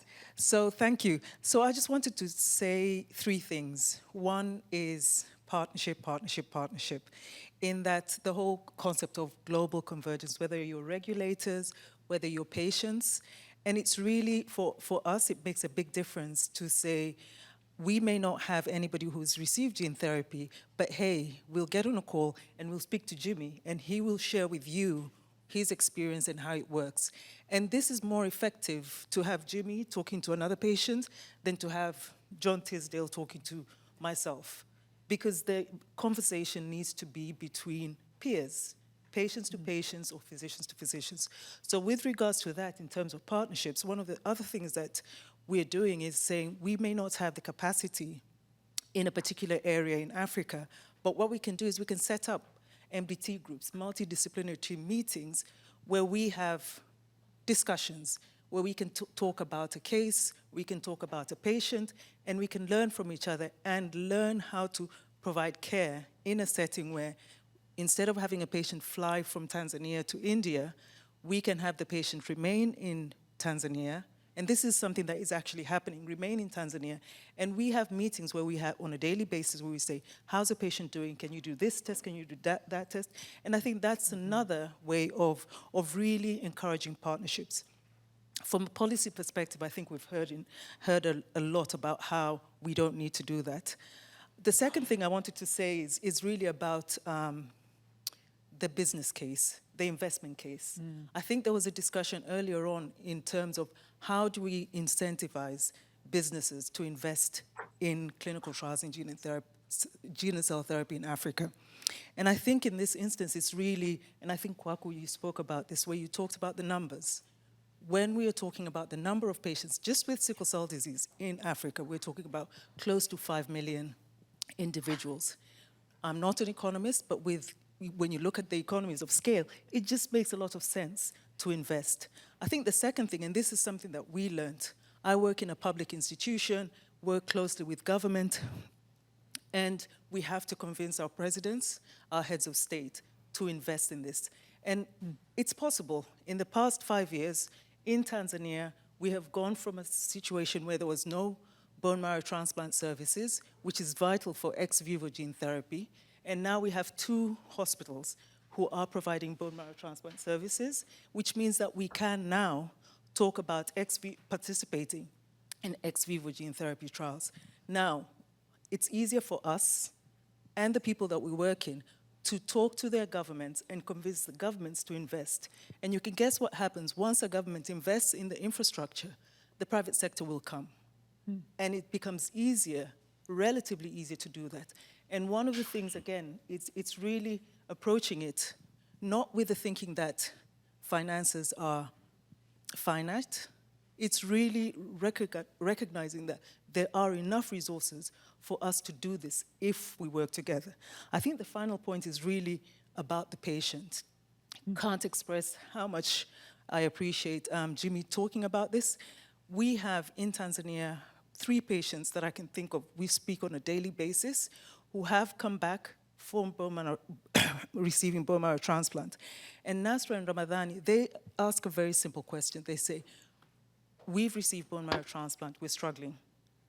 Can we go to John, to Germany, to wherever, France with Marina Kavatana, and get gene therapy there? And in that instance, it becomes really difficult for us as patients, as providers, or as scientists to say, well, you're not ready for it, because the patients are asking for this. And if we do not provide it to them, they will find a way of getting this. And so how do we have that conversation? How do we listen to that? Talking to the patients, understanding that for them, this is something that they want. And we should step back from the arrogance that we have as scientists, as physicians, as regulators. Step back and say, what do the patients want? And how can we provide this to them? Because if we don't, they will seek it out in a way that is not effective. I guess the final thing, again, with patients, it's really time. With all the conversations in, I think it was in 2019, in Ethiopia, this is when the initiative from the Gates Foundation and the NIH was announced with regards to the investment in gene therapy for sickle cell and HIV in Africa. Since then, I shudder when I think about the number of patients who have already died. And so we cannot afford to think about, and we have these arguments with Mike frequently, where we think in vivo gene therapy, no, we'd be thinking about 10 to 15 years' time. And I'm thinking, no, we should get this 5 years' time. If we were able to get a solution for COVID-19 within less than a year or less than 2 years, surely we can get together, address this from a time equity perspective, and get in vivo gene therapy for sickle cell disease in a shorter period of time. Thank you. So you set out quite the vision and the challenge for us, but also reminding us why everyone who spoke today is doing this work. So thank you for that. I'm then reminded, though, there are some very important steps that have to be taken before we can see the promise of the technology that's been talked about materialize as potential healthcare treatments. So Dr. Buning, to you, as you think about that path to taking the fascinating research that you shared and bringing it to reality, what are some components that you want to underscore there? I think when we now look at science, and I think the session which we had looking into the different tools ahead, we see that science really has, I think, learned from the results we saw in the past and doing the next step, and is really advancing. And so I think what is now required is that we as scientists sit together with the patient, that we sit together with the regulators and also with industry and look how we now get these things streamlined with a clear item, a clear topic, and really forget about, oh, let's go this system or that system. Now, sit together on the table, what we have achieved so far, and really have something like a task force with a clear aim. And I mean, the experts are there, and we just have really to get them together on a table. Which is, you remind us about such an important dynamic of research and needing to continue to learn and share and learn in a multidisciplinary way, perhaps applying some of your partnerships model, as you pointed out. So let's then talk about that, come back to the voice about deploying clinical research in Africa. Dr. Nyarko, what do you see as essential points of awareness in the continued development and evaluation of gene therapies in Africa?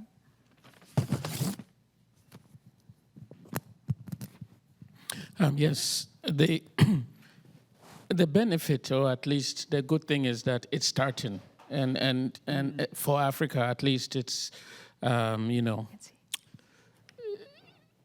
green shoots. It's just about to begin, and therefore, because of that, we can do it right. Because of that, from the regulatory point of view, we can start with harmonization. From the training, we can do this together. Now, we talk a lot about capacity building. And capacity building is not only throwing money at us. Capacity building involves, exchange, even sharing information, working outside of emergencies. We do get a lot of help during emergencies, but what happens between the emergencies? It's all these, that I think help in creating the awareness. But it's not also only awareness in the scientific community or within the regulators. It's gradually this seeping through the community as well. Interestingly, if you poll many people on the streets on gene therapy here, people know about it. So it's difficult for, there to be misinformation. Misinformation is everywhere. We're dealing with that as well. Even with the COVID and with vaccines, we have an increasing number of children that are choosing not to be vaccinated. Mm-hmm. Part of it is misinformation. And so I think the earlier and sooner that we are integrated and we integrate whole of society where possible, that would really help in increasing the awareness so that we are able to advance together. There's a lot of good things happening, and also being able to tell the good stories. Like, what we're hearing from Jimmy here, it's all good. There is a lot of progress. Just lunchtime, I was talking what I learned in undergrad, and I may be dating myself, but the stuff we learned was just the basics. Now, most of what was presented today, 30 years ago, was not in the textbooks, right. And 30 years ago is not that far away. And so I think given the basis of what we have, building on it is gonna go faster than what happened in the last 30 years. Mm-hmm. And so, when we are looking at what's going to happen, we should hope that, yes, within 5 years, a lot can happen because the background, a lot has been done. From a regulatory point of view, as an example, if we look at what's happening on the African continent for harmonization, it's incredible. But the countries have been working together for the last 18 years. I remember when I started with the AVREF meetings, the technical officers, and now I would say that 18 years ago, most of the folks that came as the technical officers are now the DGs that have been working in the last 18 years. So with that and with that kind of work, you begin to see the convergence. You begin to see people working together because they've known each other, they've built together. And I think we can continue that. Yeah. Thank you. Well, and I want to underscore two parts that I don't think we've talked a lot about, but is important in doing the clinical research in Africa, is that it helps with that. I think it can help with the exposure and addressing misinformation, because it's people who look and live like me were involved in the research to learn about the interventions. But also, so not only the innovation, and there was a second one, but it's just gone from my head that I wanted to underscore, so we're just going to leave it till I come back later.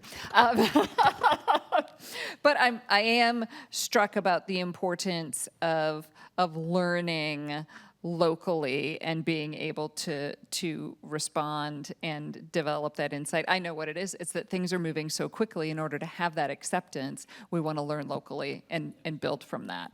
All right. So, Dr. Marks, you know that at the foundation, we think a lot about the role of the regulator and how to promote, how to support regulators who are protecting and promoting the public health. We just had that rich conversation on collaboration and global regulatory convergence. What do you want to underscore there, or perhaps add to remind us to make sure that we're headed in the right direction in all of this conversation? Yeah, so I mean, I think what you're hearing here is there's obviously a balance here. There's a drive here to get products that patients need to them in a very timely manner, but also to make sure we have the evidence base as regulators that makes us feel confident that when they get there, they're going to bring the benefit that we say that they're going to deliver. And that doesn't mean they're going to be perfect, because I'm sure that as we move forward in the gene therapy world, we're going to have occasional issues which we will have to go back and correct. But because we can't live in a world where perfection is the enemy of good, which is it's just very easy to live that way. And as a regulator, right, there was never a product that was safe enough to approve. On the other hand, we do need to make sure that we work together to come to an understanding of what we expect from these products. And I do think that especially, and this goes to kind of the fresh area, gene therapy, fresh area in this area, especially with genome editing, for all of us as regulators, it's probably a good time to learn together, work together, and reduce the amount of rework that we have done repeatedly over time. I mean, I hate to keep going back to COVID, but I mean, look, and in retrospect, thinking back 4 or 5 years ago, it was a little ridiculous that we had, 100 regulatory authorities across the globe trying to look at a regulatory file on a COVID vaccine, when you got to think that in the middle of a really serious pandemic, there should have been some better source of reliance. Now, there ultimately was, right? There was a certain, but it happened in a very inorganic way, whereas we probably should have had something in place sooner. And I think we can do better here to come together to make it so that that those who are familiar with these products can help educate those who are less familiar, and that we come to a place that makes it easier to have them bring benefit to the groups that may benefit the most. I mean, I do think it goes back to something I said all the way at the beginning, from over there, practically can see it from here, which is that it will be an incredible shame if gene therapy becomes something that's a niche product for high-income countries and doesn't bring its benefit to all of those across the globe, where it could really make a huge difference in public health, in a way that that it's a little bit it's this concept of fixing something at its source, as opposed to many medicines which need to be produced on an ongoing basis and taken lifelong. It's so attractive that I think we have to find a way to work together to get there. And even just I'm reflecting on the mice that Dr. Liu showed, right, and the difference in their performance and ability to move. What a powerful intervention and opportunity. So let me turn Dr. Olaher, as because you have that perspective of the most important constituency in healthcare, the patient. Your reflection earlier today about the current technology was very helpful. I want to challenge you to think about, we've been then talking about what gene therapy might look like in 5 to 10 years. What would you highlight for patients, and what should researchers, regulators, and healthcare professionals keep in mind about that patient perspective as we look to the new technology? So I'm bullish on in vivo, like the next researcher. But I want us to not lose sight of the fact that the only thing that we have now is ex vivo. So I think we can walk and chew gum at the same time while we continue to innovate with in vivo, we should also innovate with ex vivo. One of the things I've learned, because I've become so fascinated with gene therapy, is that manufacturing costs a lot. 30% of manufacturing comes from plasmids alone. So if we learn to decrease the cost of plasmids, that could potentially decrease the cost of gene therapy, ex vivo gene therapies in general. Also, there's something called point of care manufacturing, which could be very, very beneficial in places like Africa, where you don't have to ship cells across the globe. I haven't seen it spun up here, but I heard it's been talked about. That could potentially help, drive the cost down as well. Because think about it, in vivo is still, as much as I hate to say this, it's a tall order. And looking at the data we have from Vertex, I think last month they published that only 20 patients have been commercially approved to have the treatment. Now, depending on where you fall on the medical spectrum, you could think that's a good number. And me, from my side, that's very, very little, knowing what sickle cell is. That picture of Hertz Nazir that you had on the screen with his famous art, that's going on right now in emergency rooms across the globe. And we have a true bona fide therapy that, in my opinion, and I'm going to get a lot of crap for this, it's a cure. And only 20 people have access to it so far. Yeah. And they haven't even been dosed yet. They're still 6 to 8 months out to being dosed. So while we work on in vivo, I think we have to not forget that ex vivo is here, and we can innovate that as well and make these incremental changes that can drive down the cost that could potentially take it to Africa as well. That's really, I think, Jimmy, so important to remind us that innovation needs to occur in all of these places, right? And I'm struck by your observation earlier about the post-intervention care that, while, I think from a research perspective and maybe even from a regulatory perspective, does it do what it's supposed to? And then there's kind of the great, you don't have this, you don't have sickle cell anymore, at least the pain from it, and have a cure, as you noted. But you do have a different lifestyle that you've not ever known.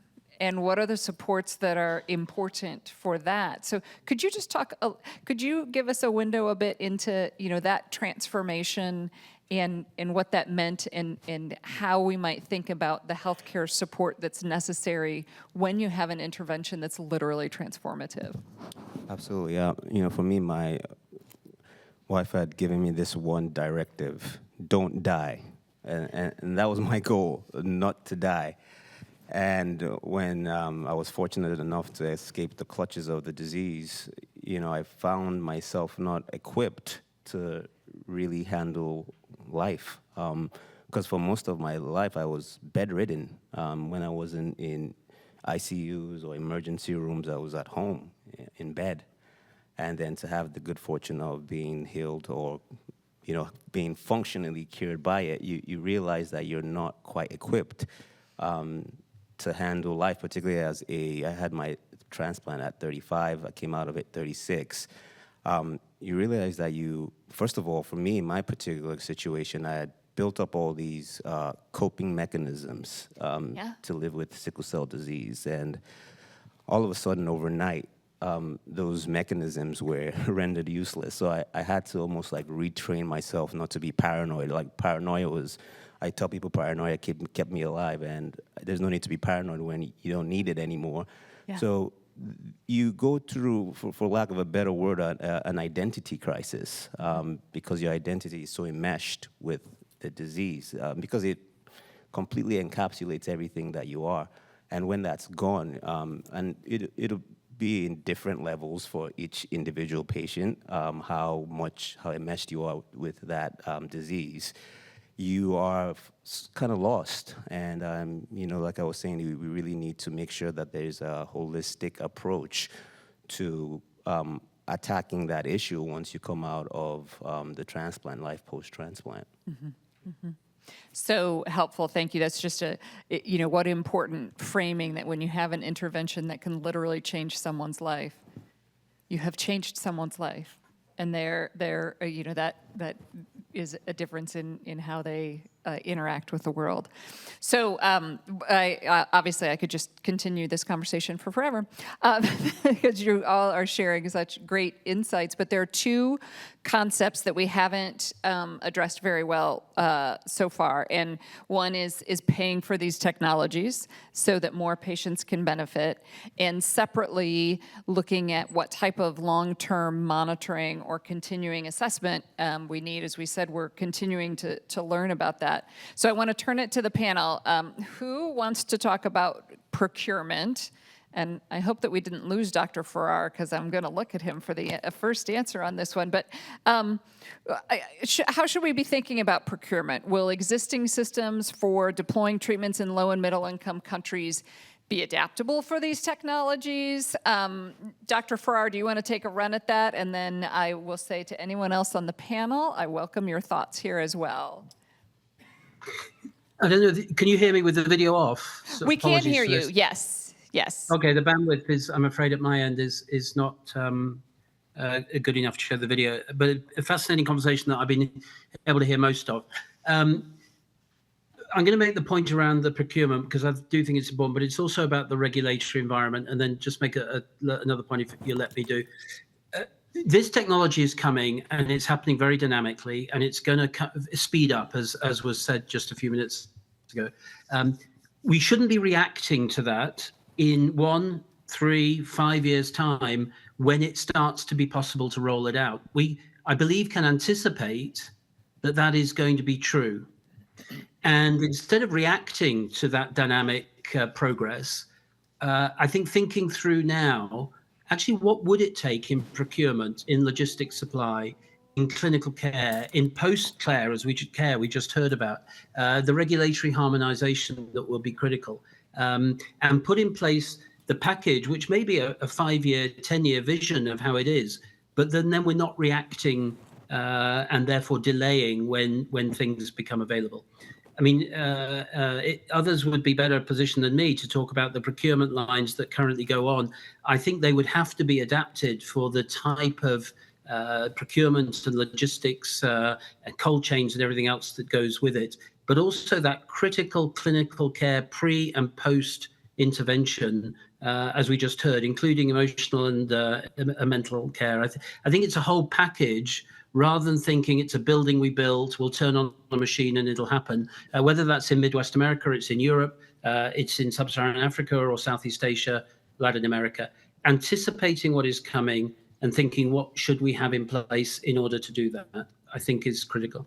And then if you don't allow me, just whilst bandwidth is working, the other thing is making the case that with this sort of technology, yes, it's focused on sickle at the moment, but the technology, the clinical care, the post-care, the logistics, the supply chain issues will lift all boats. And the clinical care from all other conditions will be improved by doing this. We've seen that in every intervention that's come along. When an intervention comes, you improve the outcomes of that intervention, but you lift the whole nursing, medical, post-operative, post-medical care in all conditions. And so, in fact, you raise all boats of healthcare wherever you are, in America, Europe, Sub-Saharan Africa, East, Southeast Asia. So anticipating and then making the case that actually this will have a broader impact than just the individuals that happen to benefit from the sickle cell gene therapy. Over. Great. Thanks so much, Dr. Farrar. Anyone else want to talk a bit about procurement and kind of, I love the idea that we need to build the systems. All right, I've got Dr. Nyarko and Makani. Dr. Nyarko and then Makani. Yeah, I think with procurement, as with many things that we are starting to do on the African continent, we should look at it from a continental point of view. Because if you do that, it enlarges the options and it allows, maybe bringing costs down and so on and so forth. So I think we need to look at stuff more on a global scale. So for example, I know that there is, we're looking at research. We were coming up with vaccine research, where we should do what we should do in vaccine research. And most countries have national research strategies. But, you know, this is Africa. It's fairly little, I'm sure, in terms of what we can do. It would be better to have a continental research strategy as opposed to 55 national research strategies. Similarly, when it comes to this procurement of gene therapies, I think we need to start looking at this, get all those who are involved, the economists and so on and so forth, to look at different models and really start working now to a future where, you know, you can bring costs down or find ways to really get it and for it to be accessible. You know, sure, if you have 5 millionaires who can do it, it's probably not as profitable as having, you know, 1 million, thousandaires or whatever. Yeah. Who can do that? We can do the math on the other side. Yes, very helpful. Dr. Makani. Thank you. For me, whilst we're talking about this from a regulatory perspective or from a provider perspective, what's actually happening is patients are just going, getting the transplants and coming back. And what we're having to do now is kind of do now what we were planning on doing 5 years from now, which is we need to provide post-transplant care now. We need to provide that care now. And we can't afford to say, well, the policy is not in place, the regulatory aspect is not in place, because we've got a patient in the ward in Zambia or in Nigeria who needs care. So what has happened now in terms of the whole procurement aspect of things is that, and when you look at it, the patients are raising money themselves. They're going and they're paying for it a lot more. By going to India, it costs $100,000 to get a transplant. If we can do it, and we've done this in Tanzania, we can do the transplant in Tanzania for $30,000 to $50,000. It's a lot of money, but it's much cheaper than if they go out. And we talked about, I think it was David Williams and John talked about repatriation and then relocation, or relocation and repatriation when patients go back. And this is something that we have to think about, because we will not be able to do that. And what we're doing, and this is what the point that you're making, is that as a continent, coming together and saying, rather than go off the continent to get the transplant, go to country 1, 2, 3, where you can have the transplants. And there are enough regional bodies, regional collaborations to be able to do that. I think the other thing is really the perspective of partnership. I cannot emphasize this enough, in that if we as countries in Africa, as patients, as providers, as regulators, if we partner together and we say, this is what we're going to do, it'll really bring the cost down. We've learned this from HIV, we've learned it from COVID, we've learned it from genetic research. When we started with genotyping or sequencing, it was really expensive, but with time and with the right kind of policies, but with the right kind of advocacy, we can get the price down. And so for me, it's really looking at it in that perspective and saying that it is going to come down, because it's not realistic, the price. Yeah. It's not realistic for it to remain at that level. And I mean, we have seen this in history, that we start with a very high price, and then when it comes more and more common, it goes down. So, and this in conjunction with science, which is ongoing and trying, for example, to get higher efficacy and so on and so forth, better manufacturing, whatsoever. So this goes hand in hand. And I think it's something like we have to set the stage while we're on fly, in all the different regions we have spoken about today. I just want to bring up something that I think there's it's absolutely correct. We have to essentially continue to fly the plane while everything else is going on. But I think sometimes we underestimate the amount of work we need to do in bringing the manufacturing technologies forward that can support these products. Because I think we have had these tremendous leaps in science. I mean, when you look at what David Liu has done in the past 4 years, it's breathtaking, right? 4 or 5 years, it's breathtaking. But the technology to make a product at an affordable price has not come forward that way.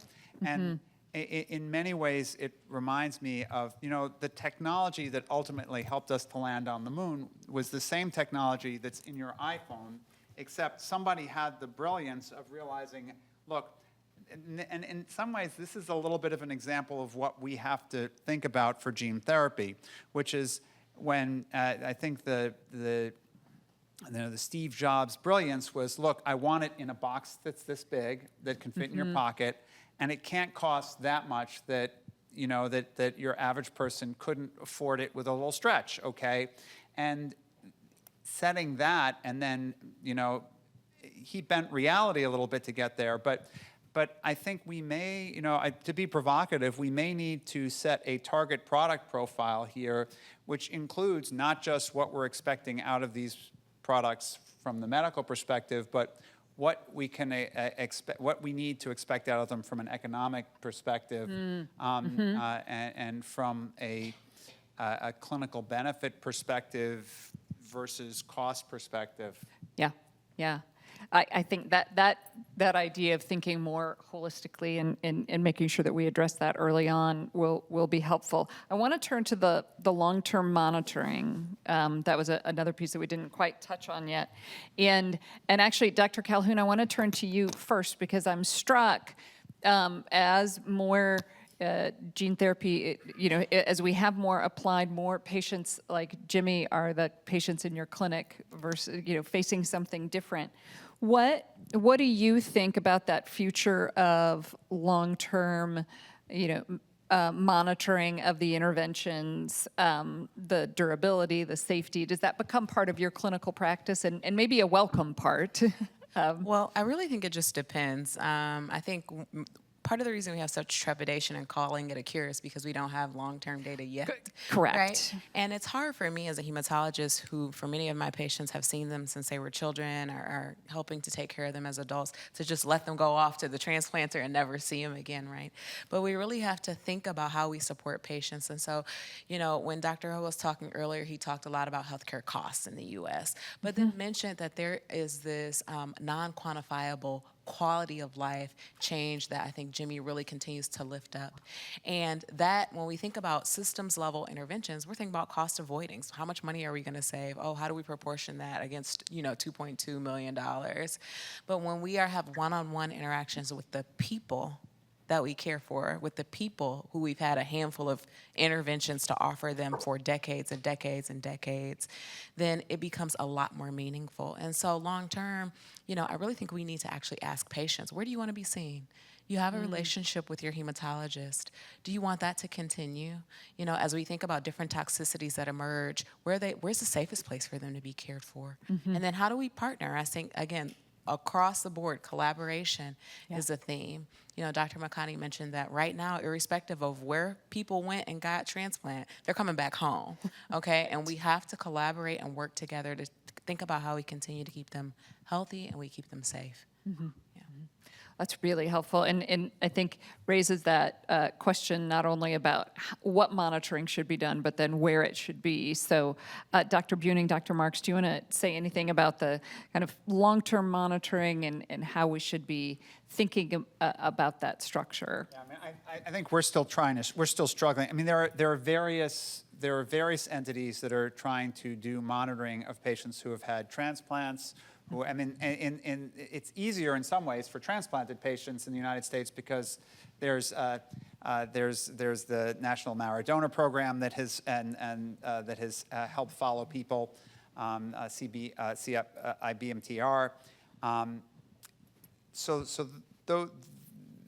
But as we see more and more people treated with gene therapies, the follow-up is more and more essentially segmented, and so some of the learning that we could have if there was a more centralized way of monitoring and ensuring privacy could be very helpful.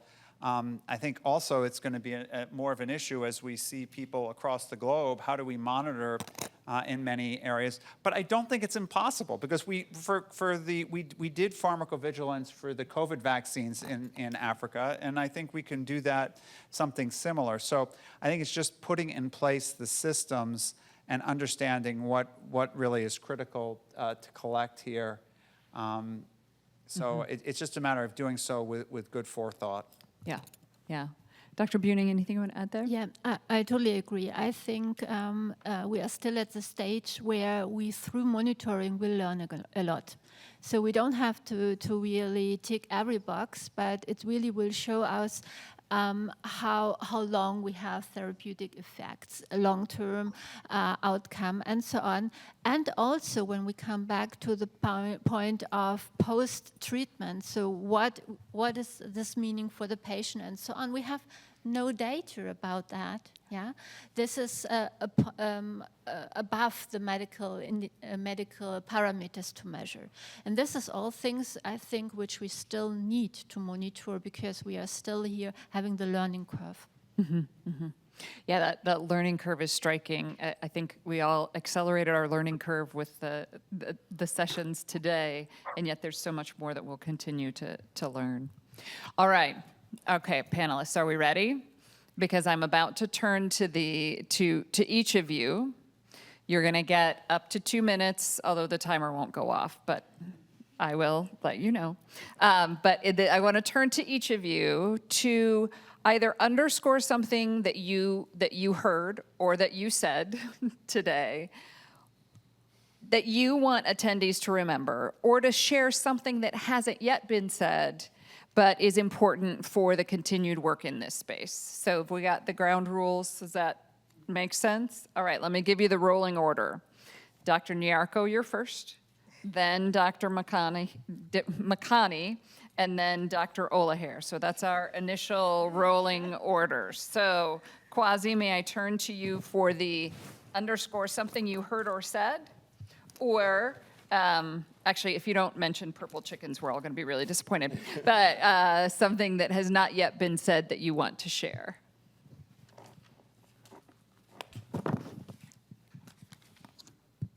I've heard so many things. I think folks should remember everything.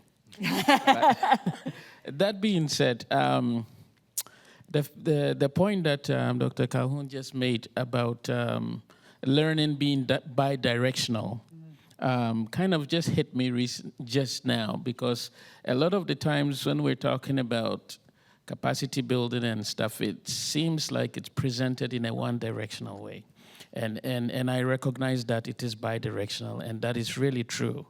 And just to make the segue, I think if we could learn how to trick hawks looking at the purple chicken thing, that may become handy somehow. So at least I answered that part. The next is really the speed at which things are happening, which makes it imperative for us to actually continue moving forward, because we can't afford to sort of wait until, the perfect condition is there. And gene therapies offer a great opportunity, particularly for, communities that need this and that must have it. And so just as what Dr. Mark was saying about maybe coming up with a parameter on what we want and as a target and working towards that, from a financial point of view, from a scientific point of view, and getting more hands on it in terms of innovation may be helpful. And so I'm encouraged by all the accumulation of information and what is there, and we will continue for the regulatory harmonization part. There are initiatives that's supporting this. It's ultimately going to be based on the regulators like Eric and co, but we will support them. And I know that for all those here, if we reach out, we will get the help that is needed so that we're able to advance, so that the patients that need this will feel supported. And we need to continue with also the information. Thank you.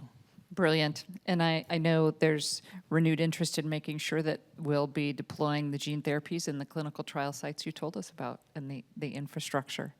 So let's do Dr. Makani, Dr. Olaher, and then Dr. Calhoun. Dr. Makani.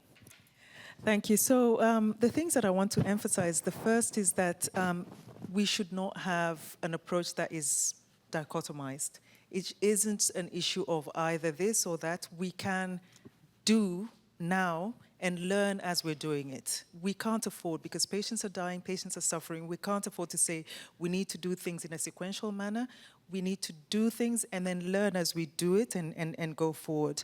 The second aspect is that we just have to partner. It just seems very obvious, but we have to partner, and by partnering, it means learning and being aware of what is happening. There are 2 gene therapy trials that are happening, one in hemophilia in South Africa and another.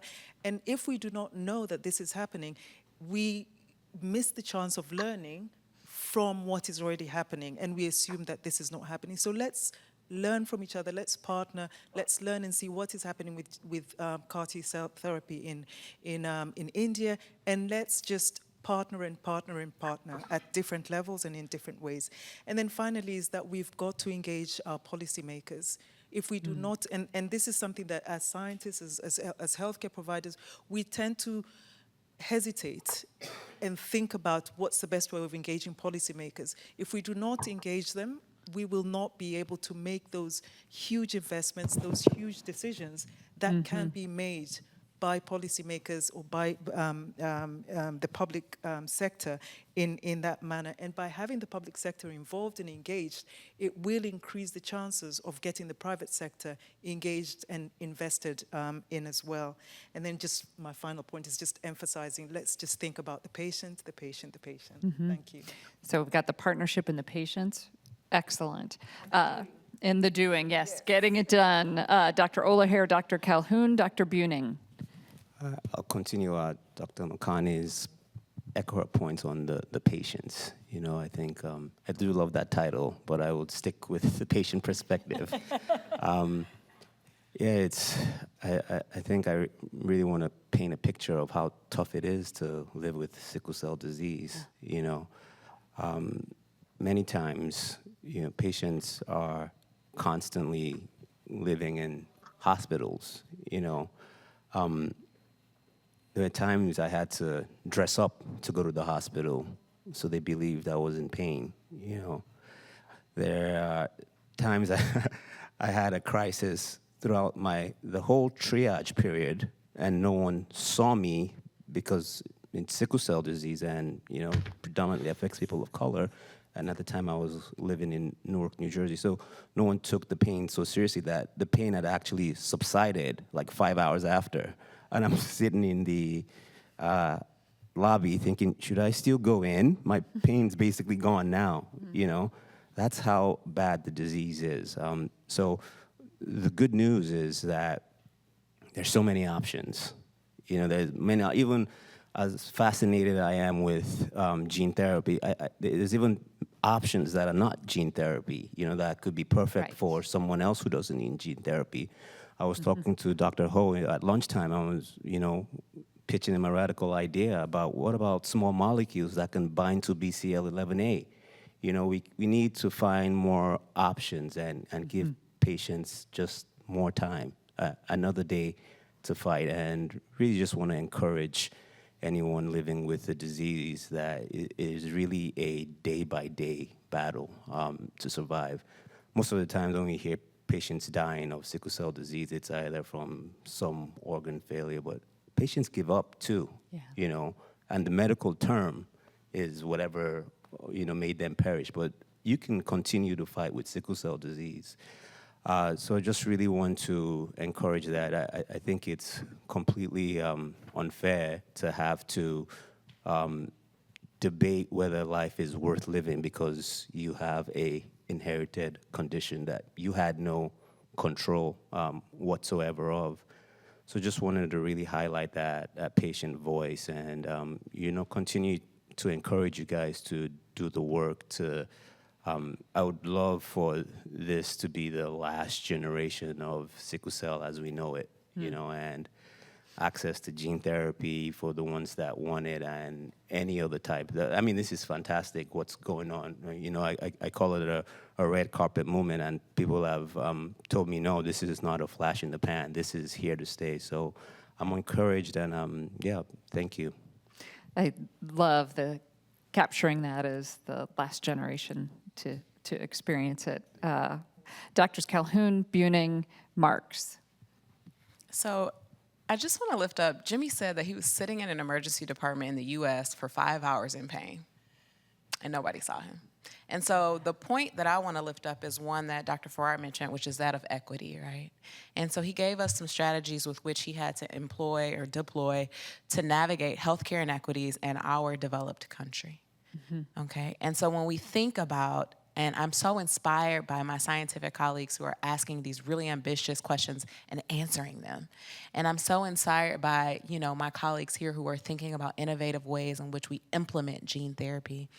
But more than anything, I agree with Dr. Farrar's sentiment of being intentional about doing it equitably, that it is an active decision that we have to make as a community to make sure that as we make these advancements, as we're building this plane, as we fly it, that we're doing this in a way that it's impacting the patients who it needs to impact, so that Jimmy's vision of this being the last generation can be true. So important to remind us of that broader, that underscoring the equitable component, and we must do better. Yeah. Dr. Buning, Dr. Marks, and then Dr. Farrar, you're going to get the last word. Dr. Buning. Yeah, thanks. So, I mean, we first maybe have to step back for a minute, because when we go for the gene therapy definition, then we always, at least we teach our students that gene therapy is the only curative way to treat a genetic disease. And I mean, this is something which we found as a definition, and we have to see that it is indeed has become true. Yeah, we really can tick this box.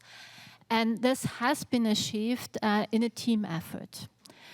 And this team effort, multiple disciplines really closely work together, and this also implements the patients. Without the patients, this would never have been achieved. Yeah? And at the moment, the current situation is we have to ensure that what has been developed is becoming accessible to everybody. This is our duty to do. And then the next team play, which we have to do, is then to move it forward to the next stage. And this is, in my belief, it would be in vivo gene therapy, just to really overcome some of the hurdles I was trying to list in my talk. Yeah? But really also in that regard, it's again a team effort, partnership. Without this, it will never, ever work. Brilliant. Thank you. Dr. Marks. Yeah, so I'll try to be brief. I think we need to manage the access to gene therapy that we have right now as best as we can and make it as equitably available as we can. At the same time, I think we can peer ahead, as some of what was presented today, at really the tremendous progress that's possible. And I think if we want to do the right thing as regulators, we have to develop the frameworks that we're going to need to make these products much more accessible in the 5 to 10 years in the future as the scientific progress occurs. And so we'll be ready to have broader usage of them at that time. So I think there's dealing with the now, and also preparing for the future, which will take a lot of work. So we're going to partner to do that equitably and be ready. Dr. Farrar. Can you hear me? Yes, we can. 2 points. One is anticipate, as Peter was just saying. I think we can predict where we're likely to go. We won't get it perfect, but let's anticipate rather than reacting Hey, Dr. to Farrar. events. And secondly, don't forget the bits. We're in the boring bits, but I include in that, don't forget the TPP, the product profiles that we're wanting. Don't forget the logistics and the supply chains. Don't forget the regulatory environment, the manufacturing, the progress in engineering and manufacturing, which will drive down price, and the policy. And then finally and critically, communication and trust. Those all need to be done. It's not just about individuals, individual clinicians, individual nurses, and patients and their families. It's about putting that all together. And often the boring bits, the regulation, the policy, the logistics, the supply chains, the manufacturing, the engineering, get left out and forgotten. And they're often the things that therefore delay being able to roll things out.